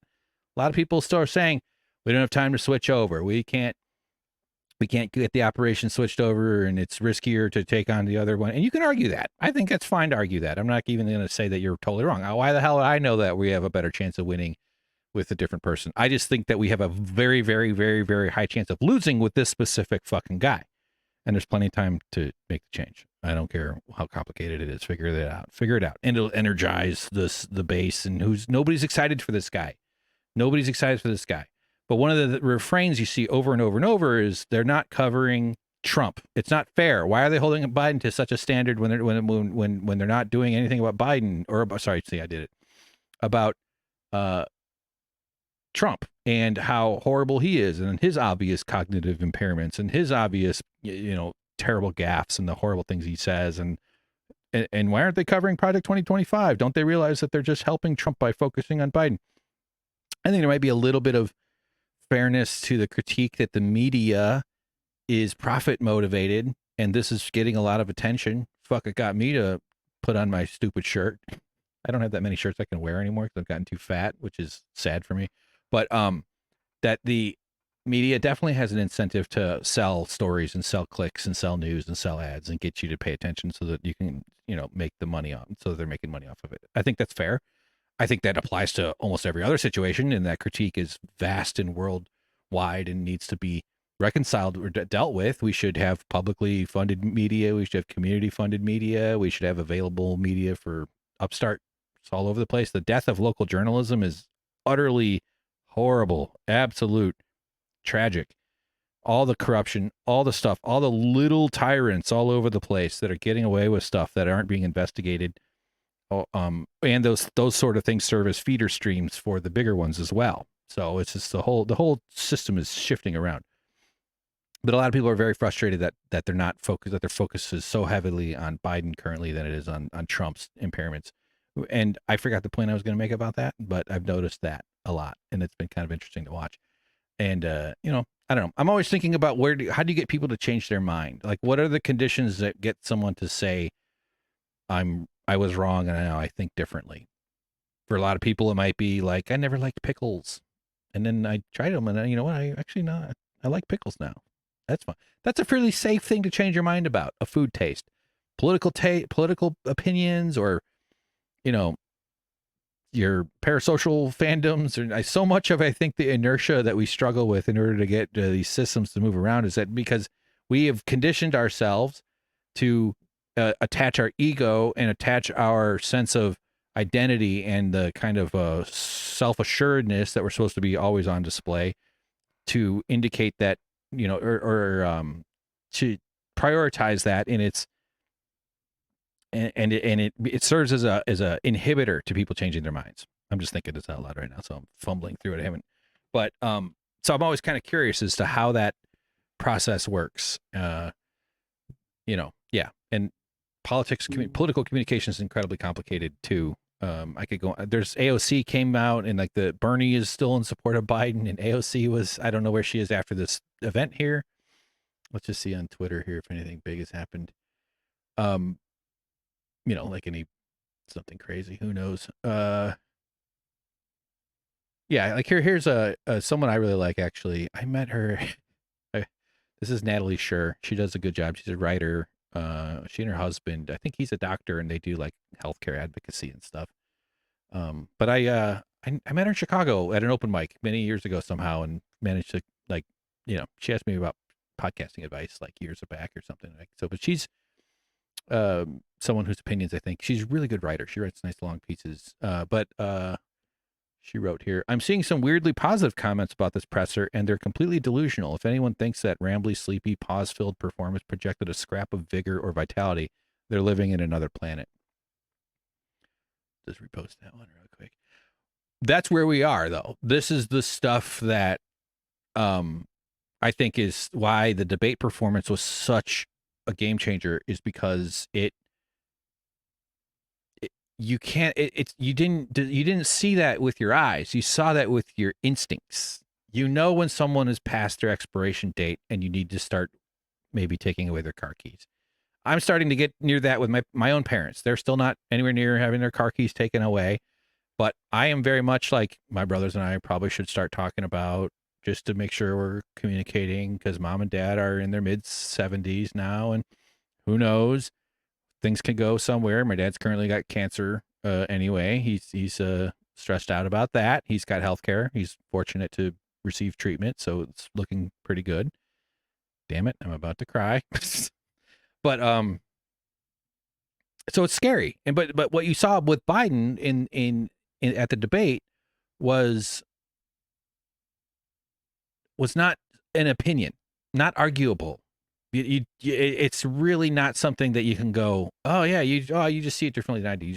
But some people still hold on to that. Everybody hits different thresholds for their humans are never all at the same line where when you reach it, you fall over. It's like we're each our own sort of waterfall, our own kind of process of erosion that changes things. I was picturing the Niagara Falls erasing itself, because waterfalls all like slowly move because they're constantly breaking off little pieces of rocks. They're like, what the fuck? And because everybody's at different layers, they end up seeing things differently, and you lose the resource of validation, which is so important. Especially if it's a person, you generally we like to assess another person's trustworthiness or validation, or as someone you might seek to trust or seek their opinion or seek to find your own opinion validated from. But a lot of people we just dismiss. I think we all do that. I don't even think that's necessarily bad. You could even call that a stereotype of a sort. But like for some people, you're just like, yeah, well, that person's opinion on me, fucking shit, I don't really care. But we have our own little roster of validating opinions that we look to. And when those things start to shift, especially because of something like the debate performance, where that really broke open the dam. And now it's in this state where it's like, we're talking about, you're telling me that you think this guy's okay? Are you delusional? Do you know how little it becomes gaslighting. I don't even like to use the word gaslighting, so I'm kind of like trying to creep up to it. But like, I think this is appropriate for that. You cannot tell me what I experienced, because you didn't see the debate performance, you experienced the debate performance. Like, that's a good way of describing your instinctive sensor working as much as your eyes and your brain. You experience that because we come from many, many years, millions of years of animals that, if on a good time, on a good year, in a good period, if you're lucky, your older relatives die of old age, not accident or violence. Right? That's the goal. Like my thing with society, the two things. The fucking purpose of society should be to make parenting as easy as possible, and the other goal of society should be that everybody dies of old age surrounded by their hot grandchildren. And that's because hot people are healthy. Sorry, I know that's, go ahead, cancel me. No, but people who are reaching their potential. I think we have a lot more. I think I'd even include myself. Humans will have so many more threesomes under socialism. God damn it. No, but like, yeah, we don't all live up to our potential in terms of that. What am I saying? So you saw it with your instincts. And when someone says, no, I didn't see it that way. What are you talking about? He seems fine. Like, that's gaslighting. You can't tell me what I didn't see. It's like if someone's sitting there pointing up in the sky and everybody comes by and goes, what are you looking at? And he goes, I'm looking at a blimp. And then 10 more people come over and go, yeah, you see the blimp? And you don't see the blimp. And you're like, they could teach, there's been psychological studies. We're so influenceable. Is that a word? Influenced by our social relations, even with strangers. You just that's why I was like, I've been thinking a lot about validation. I'm thinking a lot about autism and the way non-autistic people receive a whole different slate of validation during their days than autistic people. I'm getting into a masking idea there, but maybe when I get on TikTok, I'll talk about that. But this is gaslighting. It's gaslighting for people to tell you that this fucking old geezer is in any way fit or capable of not only serving the job, but also defeating Donald Trump. They're already pouncing on all the stuff from the last one. I mean, from the Vice President Trump thing he just said.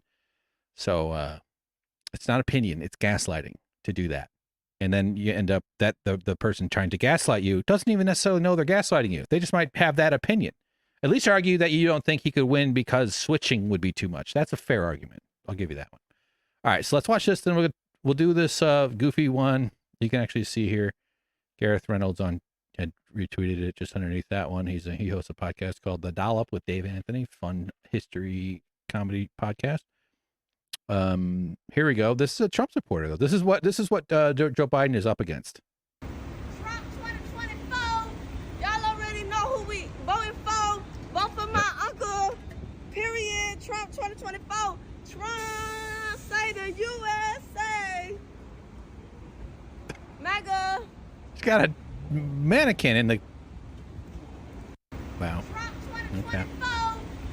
So for those of you audio only listeners, it's a young woman with a MAGA hat. It says it's just MAGA, not the full. It's not written out. This is the acronym, and it's a convertible with orange leather seating and orange text in large print covering the whole door past the door that says Trump 2024. Y'all already know who we voting for. Vote for my uncle. Period. She's wearing lots of large gold jewelry. A young white lady, I should say. I'm not sure if the race matters, but it is a detail. It's a Trump. She's at a gas station, of course. Where else would any American make a political statement than at the actual temple that we all worship? Oil and money. Okay, so that's good. All right, let's jump into this. The Boys is on real soon. Jumping over to what I talked about earlier, the Young Turks article I'm writing. I'm sure you could see a little bit of previews here. I have no idea if anybody... If anybody's going to read this, if anybody's going to come across this, I really hope so. I have a lot more links to add to this little chunk here. I might not do it in one part. I'm still deciding.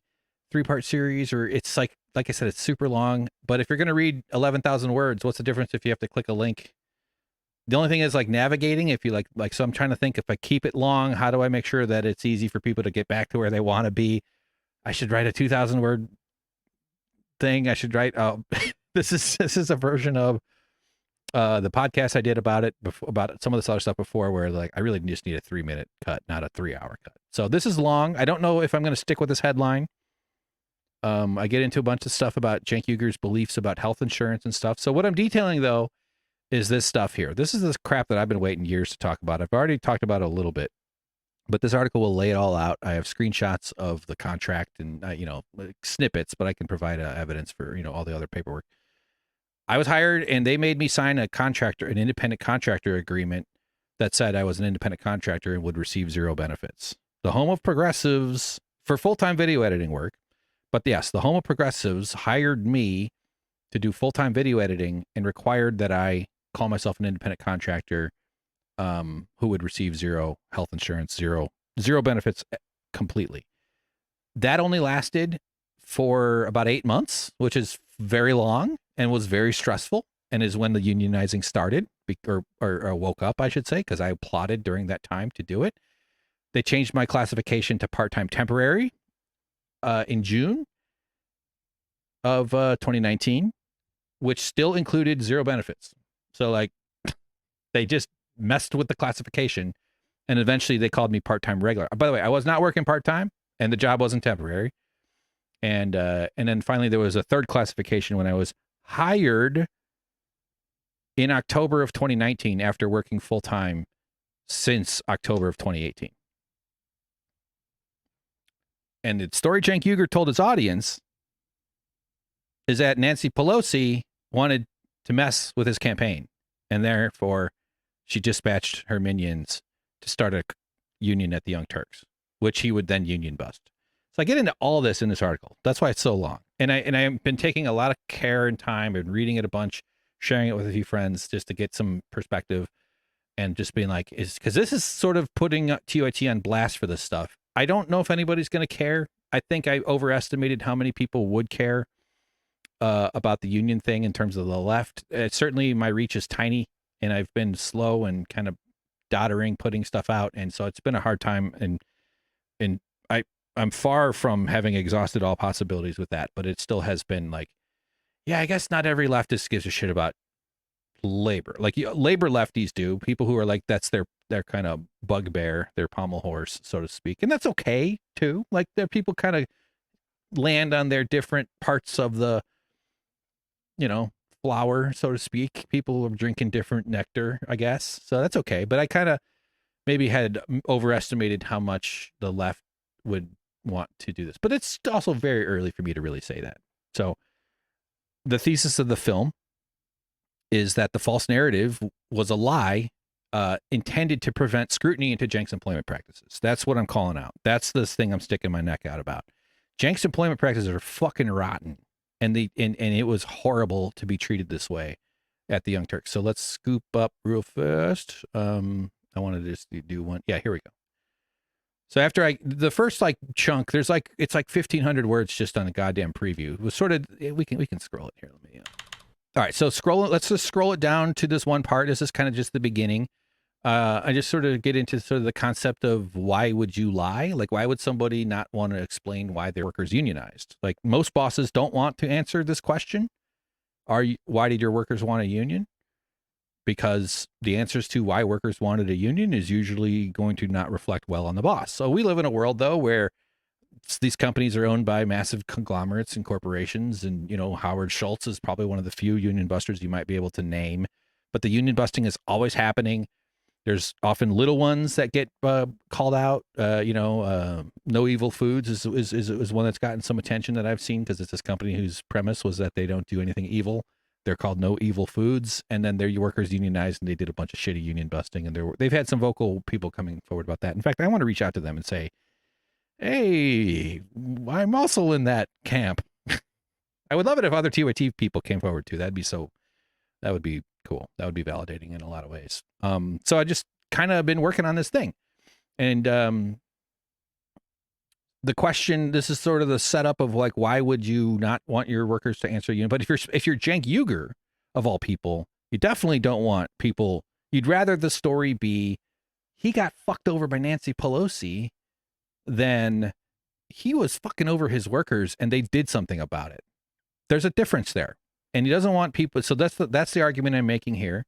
Here's how he described the union busting. This is the only reporting that I've been able to find on any TYT outlet about the union busting. The guy who did the union busting said this. Our relationship got off to a bumpy start in the beginning, but that was due to a lot of different reasons having nothing to do with how we treat employees here. So this is in the film. He described it as a bumpy start. It was a bumpy start in the beginning. Our relationship got off to a bumpy start in the beginning, but that was This is from October 7th, roughly 18 months after the union held its second victorious election. They tried to just do one. They did card check. Then there was union busting. Then they did the second election in April of 2020. So 17-ish months, 18 months or so before the contract was ratified.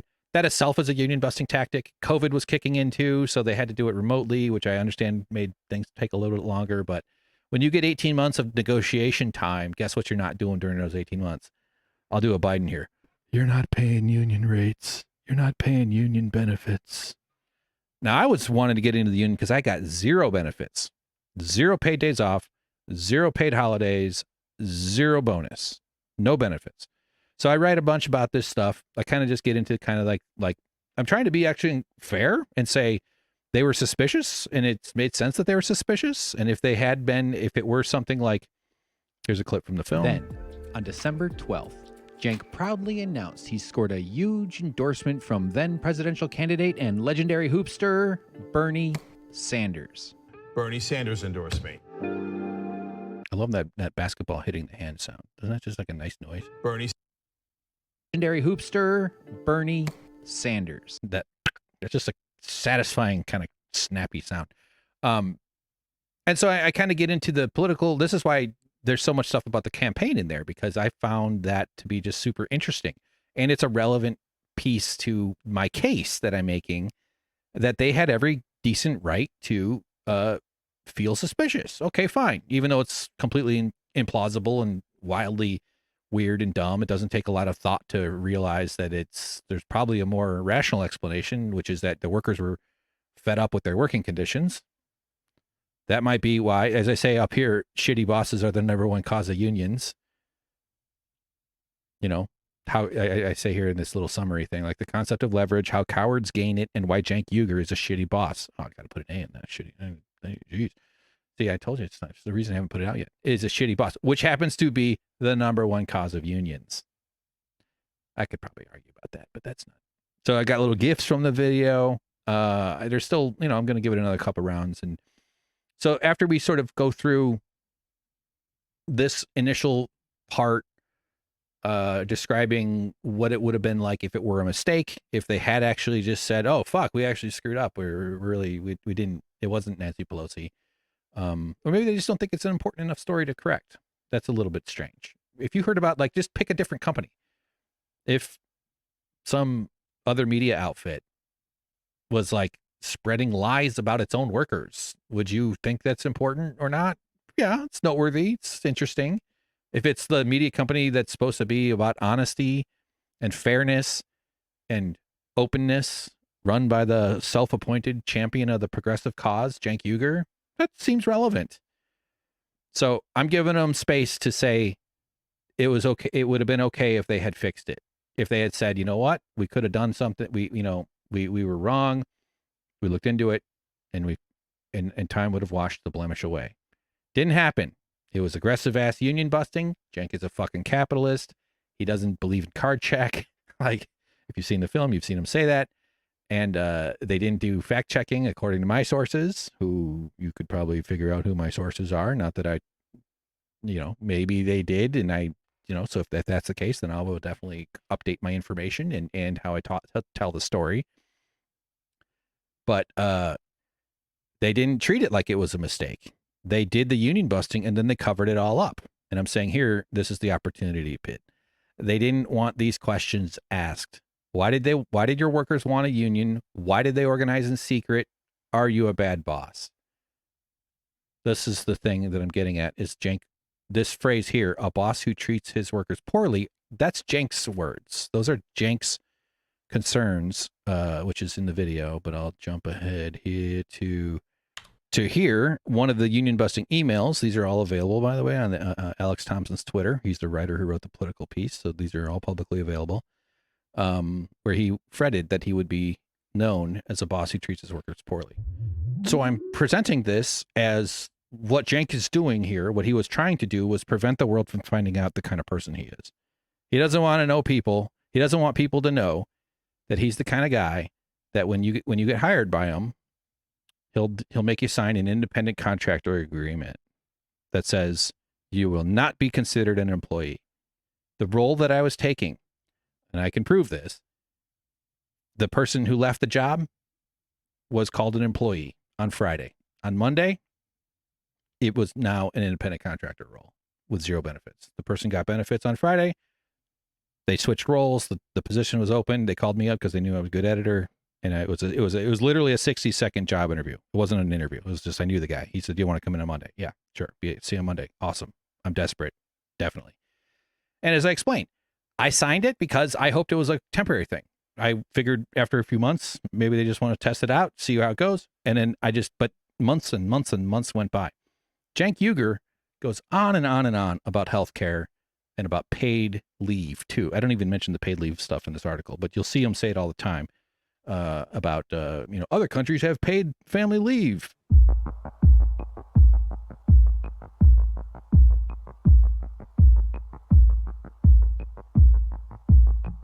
It's capitalism, baby. They can do anything they like. They're doing that to recruit better employees. So have at it, Hoss. Me, I don't agree with it. Okay, 20 weeks. I don't even know if you still work here.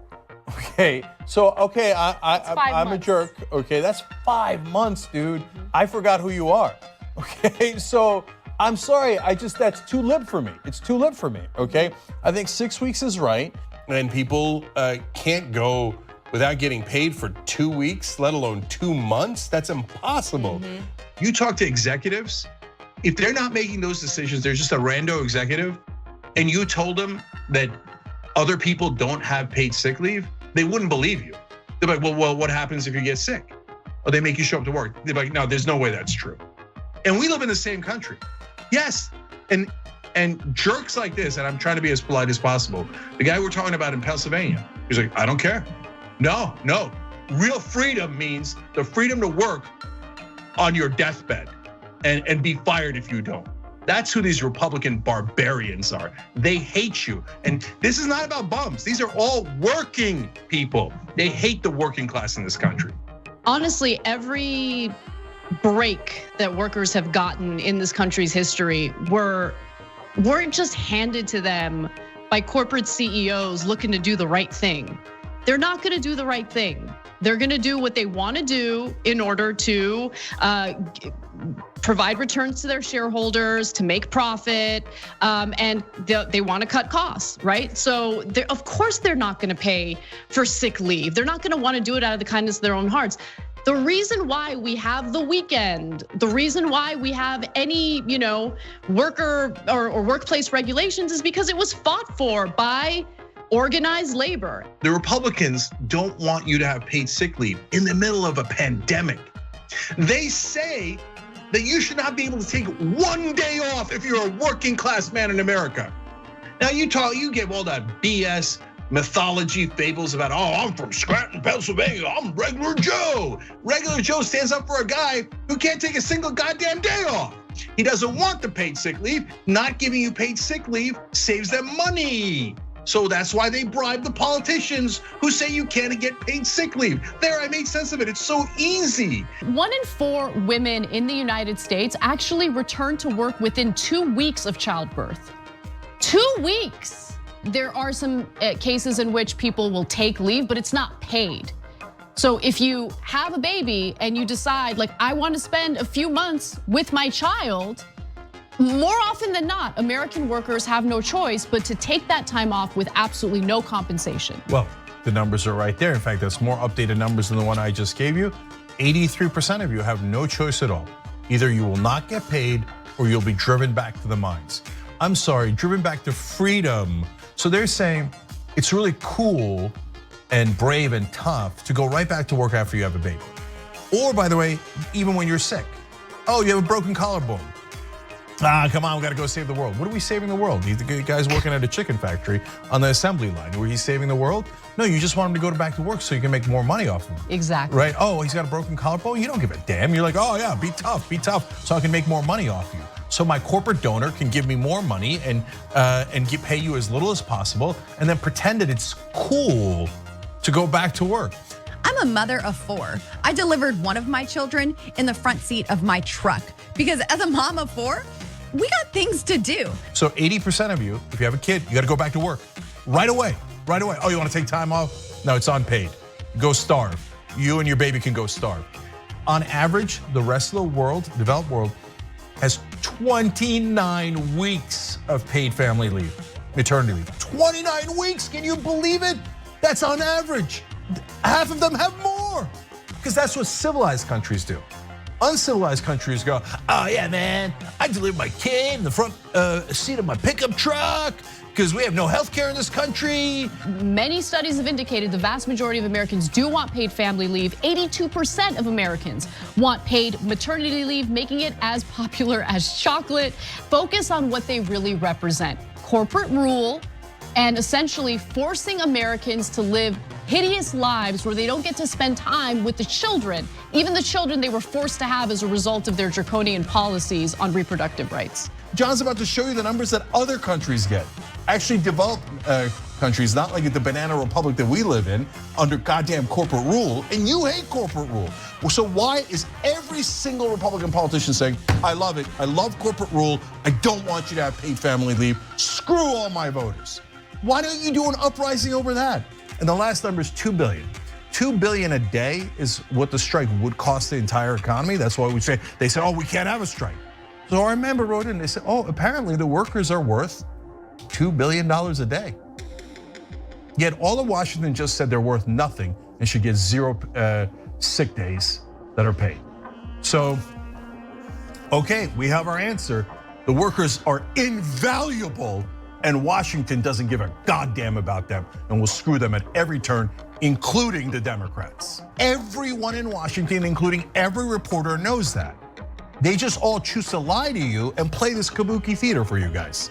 We're the only ones that tell you what the reality is. I mean, the right wing's often loony town, right? And they're like, oh yeah, Republicans love workers. That's why we say they should have no goddamn minimum wages, no sick days, no nothing, no paid family leave. They're like, but we love workers, do you? And then the corporate media does these lies. So it's not like they don't have the money. They're just spitting in the workers' face, and every goddamn corrupt politician in Washington is helping them spit in the workers' face. Total liar. It's not about how unbelievably cruel it is to force workers to essentially to show up to work sick, right? 0 paid sick days? 0 paid sick days. I mean, it is absurd. They did that to maximize their profits, spend as little as possible on labor, maximize profits so they can do the corporate stock buybacks, so they can do the dividends for their shareholders. That's all that matters to them. That's how the system works. So they always enable the corporate greed over and over and over again. This is how it's done. But in terms of paid sick time, only 14 states, along with Washington, D.C., require employers to offer paid sick leave, although employees may only use it for health-related issues. Now, this graph kind of shows you, or this map of the United States shows you which states have that policy in place. Kind of looks like blue states. A lot of blue states, yeah. And when you see that map, and you see it's pretty much all blue states, in the red states, if you're a Republican voter, you want this. Because why? Well, you're gonna go in sick? That's crazy, right? But you don't get it because your politicians sold you out. Just understand that. So the blue states aren't nirvana or anything like that, but we have a little bit more, right? A tiny bit more protection. And that's not a bad thing, it's a good thing. It's not a controversial position at all. 84% of Americans, for example, want paid family leave. And so that was supposed to be federal legislation, it was supposed to be in Build Back Better, and it included both maternity and sick leave, right? So, by the way, 74% of Republicans want it. That's 3/4 of Republican voters say, yes, I want that. You know why? Because they're workers, and they're human beings. And they go, yeah, sometimes you get sick. Sometimes you have a kid. I thought we were pro-life, right? Since I run a company, I know how these things work. You do calculations of different costs and revenue lines, right? Why can't we convince the American people that we should have the kind of safety net that they have in Europe? That they get child care, they get medical, they get time off when they have a baby, and they take time off. In America, we don't even take time off. We let our vacation days. Listen, the progressive policies that the caller's talking about are deeply popular in the country. Paid family leave polls at 84%. 74% of Republicans want it. In Estonia, they don't get 82 days. They get 82 weeks off after having a baby. We get zero, none. We send our mothers, the people who brought us into this world, back to the assembly line, back to the coal mines, the day after they have a baby. It is unconscionable. It's all theater. And the minute you propose anything that helps the average American, like Medicare for All, which is universal health care that every other developed nation on earth has, all of a sudden, what does the media do? How are you going to pay for that? Media is corporate. The politicians are corporate. We live under corporate rule. It's time for a rebellion. Pete Buttigieg had a baby with his guy. Exactly. He got 3 months. Didn't he get 3 months? Yeah, he got month long. You know why? Because 24% of Americans get paid family leave. Only 24%. Everybody else in the world, 100% get it. Okay? Who are the 24%? All rich people. Oh, wow. All executives, all government officials, etc. He got 3 months. Yeah. So executives get 12 weeks off. That's standard fare. Okay? So as a company, we give 12 weeks off. But in the beginning, the standard was you give it to the executives. And we said, no, we're going to give it to everybody. And people are like, whoa, you're going to give it to everybody. That's crazy.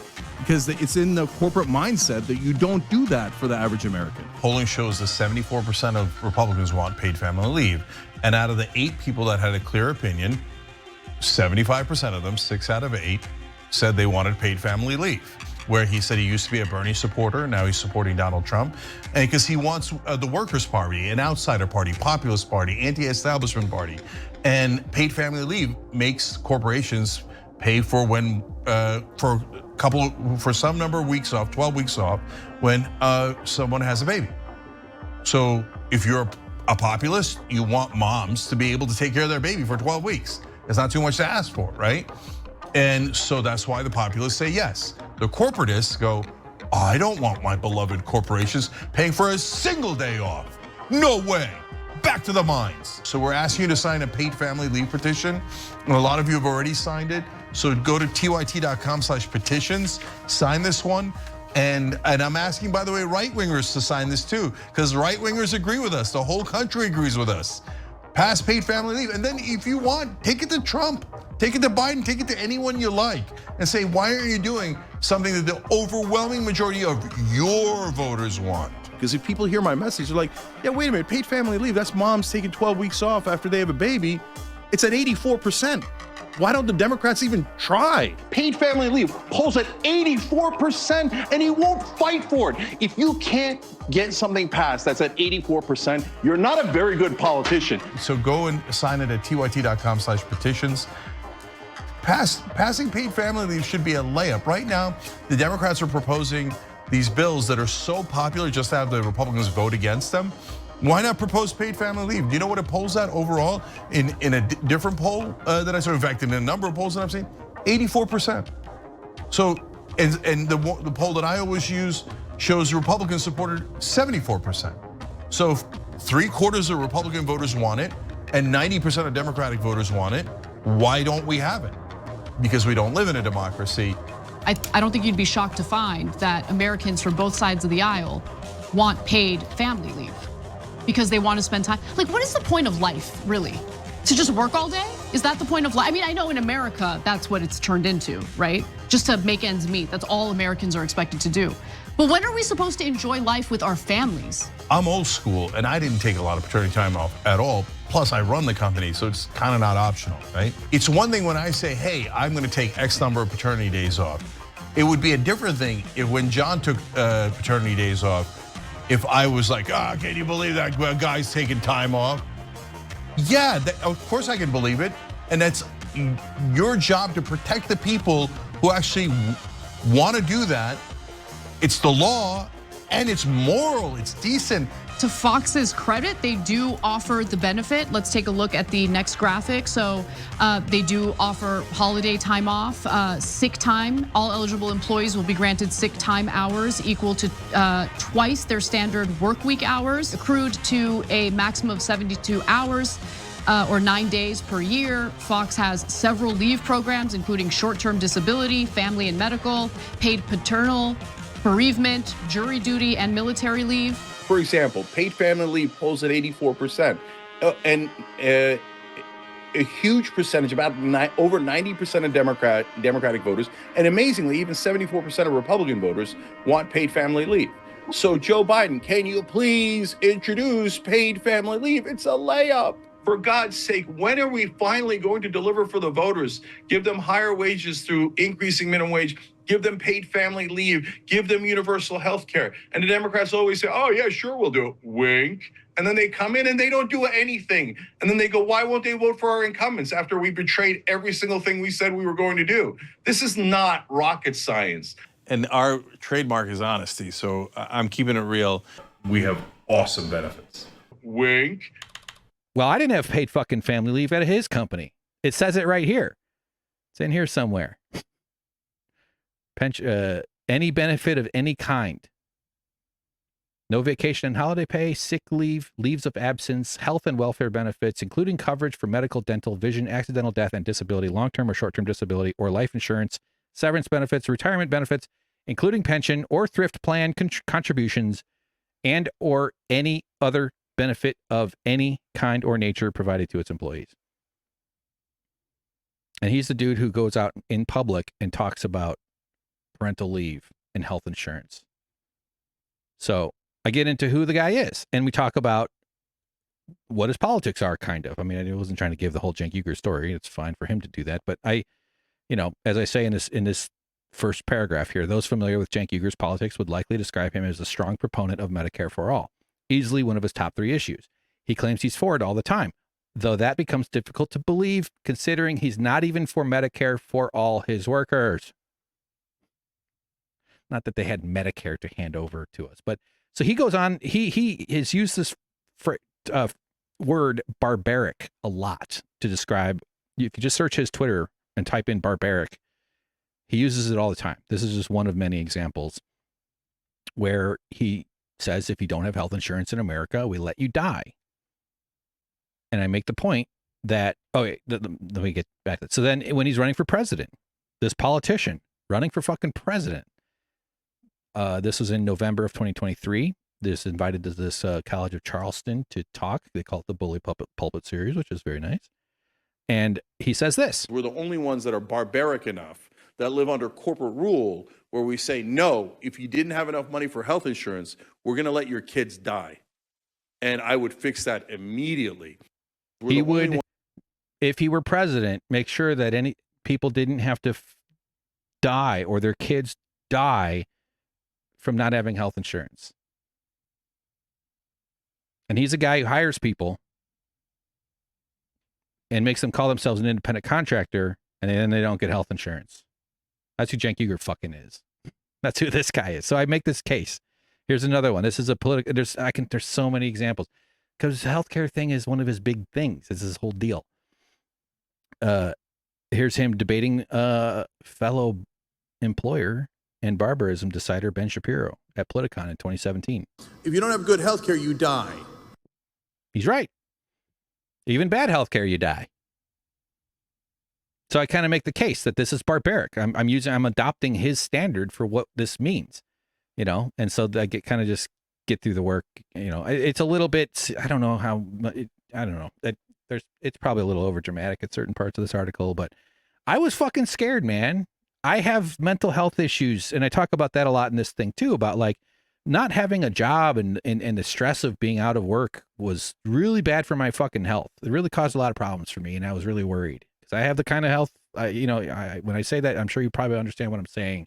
It could take bad turns, and it's just like, and so this dude was willing to use barbarism.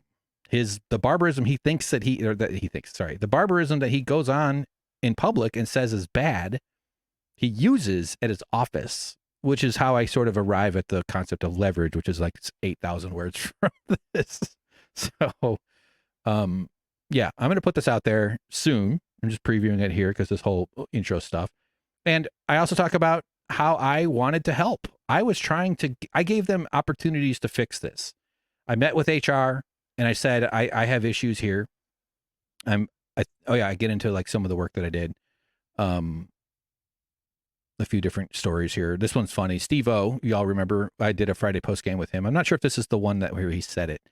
But he's going on about his vacation and how nice it was, but he didn't like Paris. And I just remember being like, I don't even have fucking health insurance, you pieces of shit.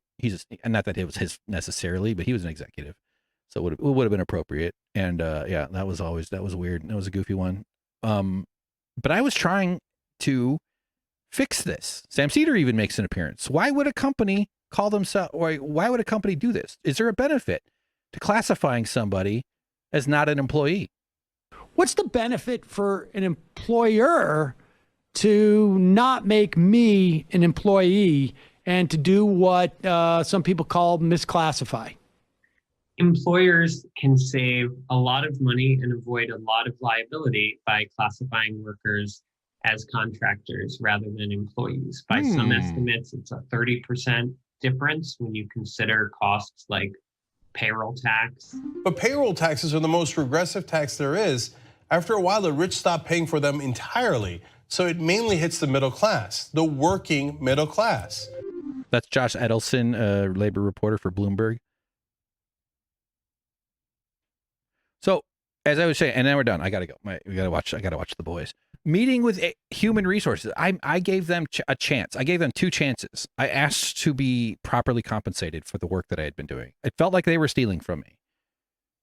I didn't get paid for Christmas. I didn't get paid for Thanksgiving. This is like Thanksgiving, Christmas, New Year's.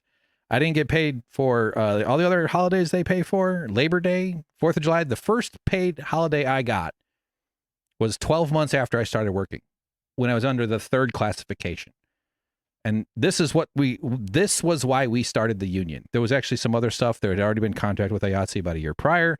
This is not the complete story. But I plotted to wake up the union because of this shit right here. Or Nancy Pelosi tricked us, as Cenk told his audience. What do you think it is? Which one do you think is who's telling the truth here?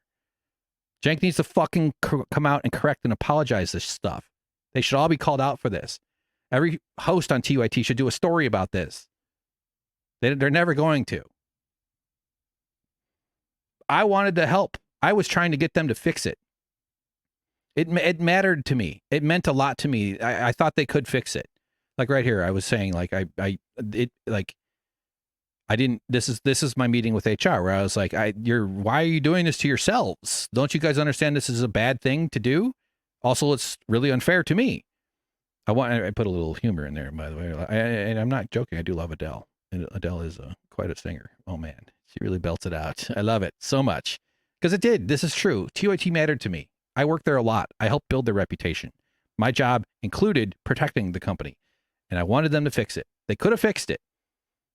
As I say, I think upwards, we could have kept that skeleton buried. I didn't fucking move across the country. I would be a millionaire now with the business that I was running with this other guy that I had a partnership with in Chicago. I sold that business to move across the country to work for this company, hoping that I was going to contribute. And I never would have done this documentary if this union busting shit didn't go down or this thing didn't go down. It all just would have been like, fine, you know, just like another disappointing chapter of life. But it mattered a lot to me. And it was insanely stressful the entire time. And they never, they had chances to fix it and they didn't take those chances. So I plotted and we started a union. And that's the piece that I hope you read. And thank you for watching and listening and subscribing and supporting. Coming out forward like this means I'm very unemployable in the world, unless somebody who sees this wants to work on some, you know, it's going to have to be like pro-union people. They're like, go buddy, let's do it.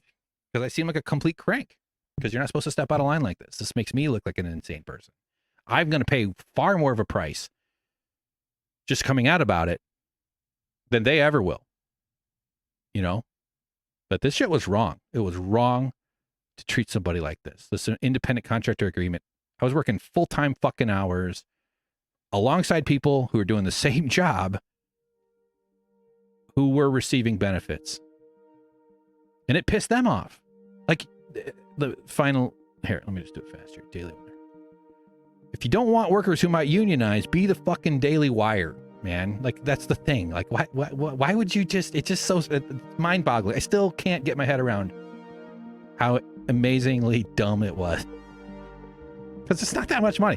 We're talking, by the way, the money I deserve to have been paid that still hasn't been paid that I earned, well over $10,000. It's not like I didn't get paid for a bathroom break or two. It's not a small amount of fucking money, man. I took vacations I didn't get paid for. It's crazy. All right. Well, vote Biden. See you later.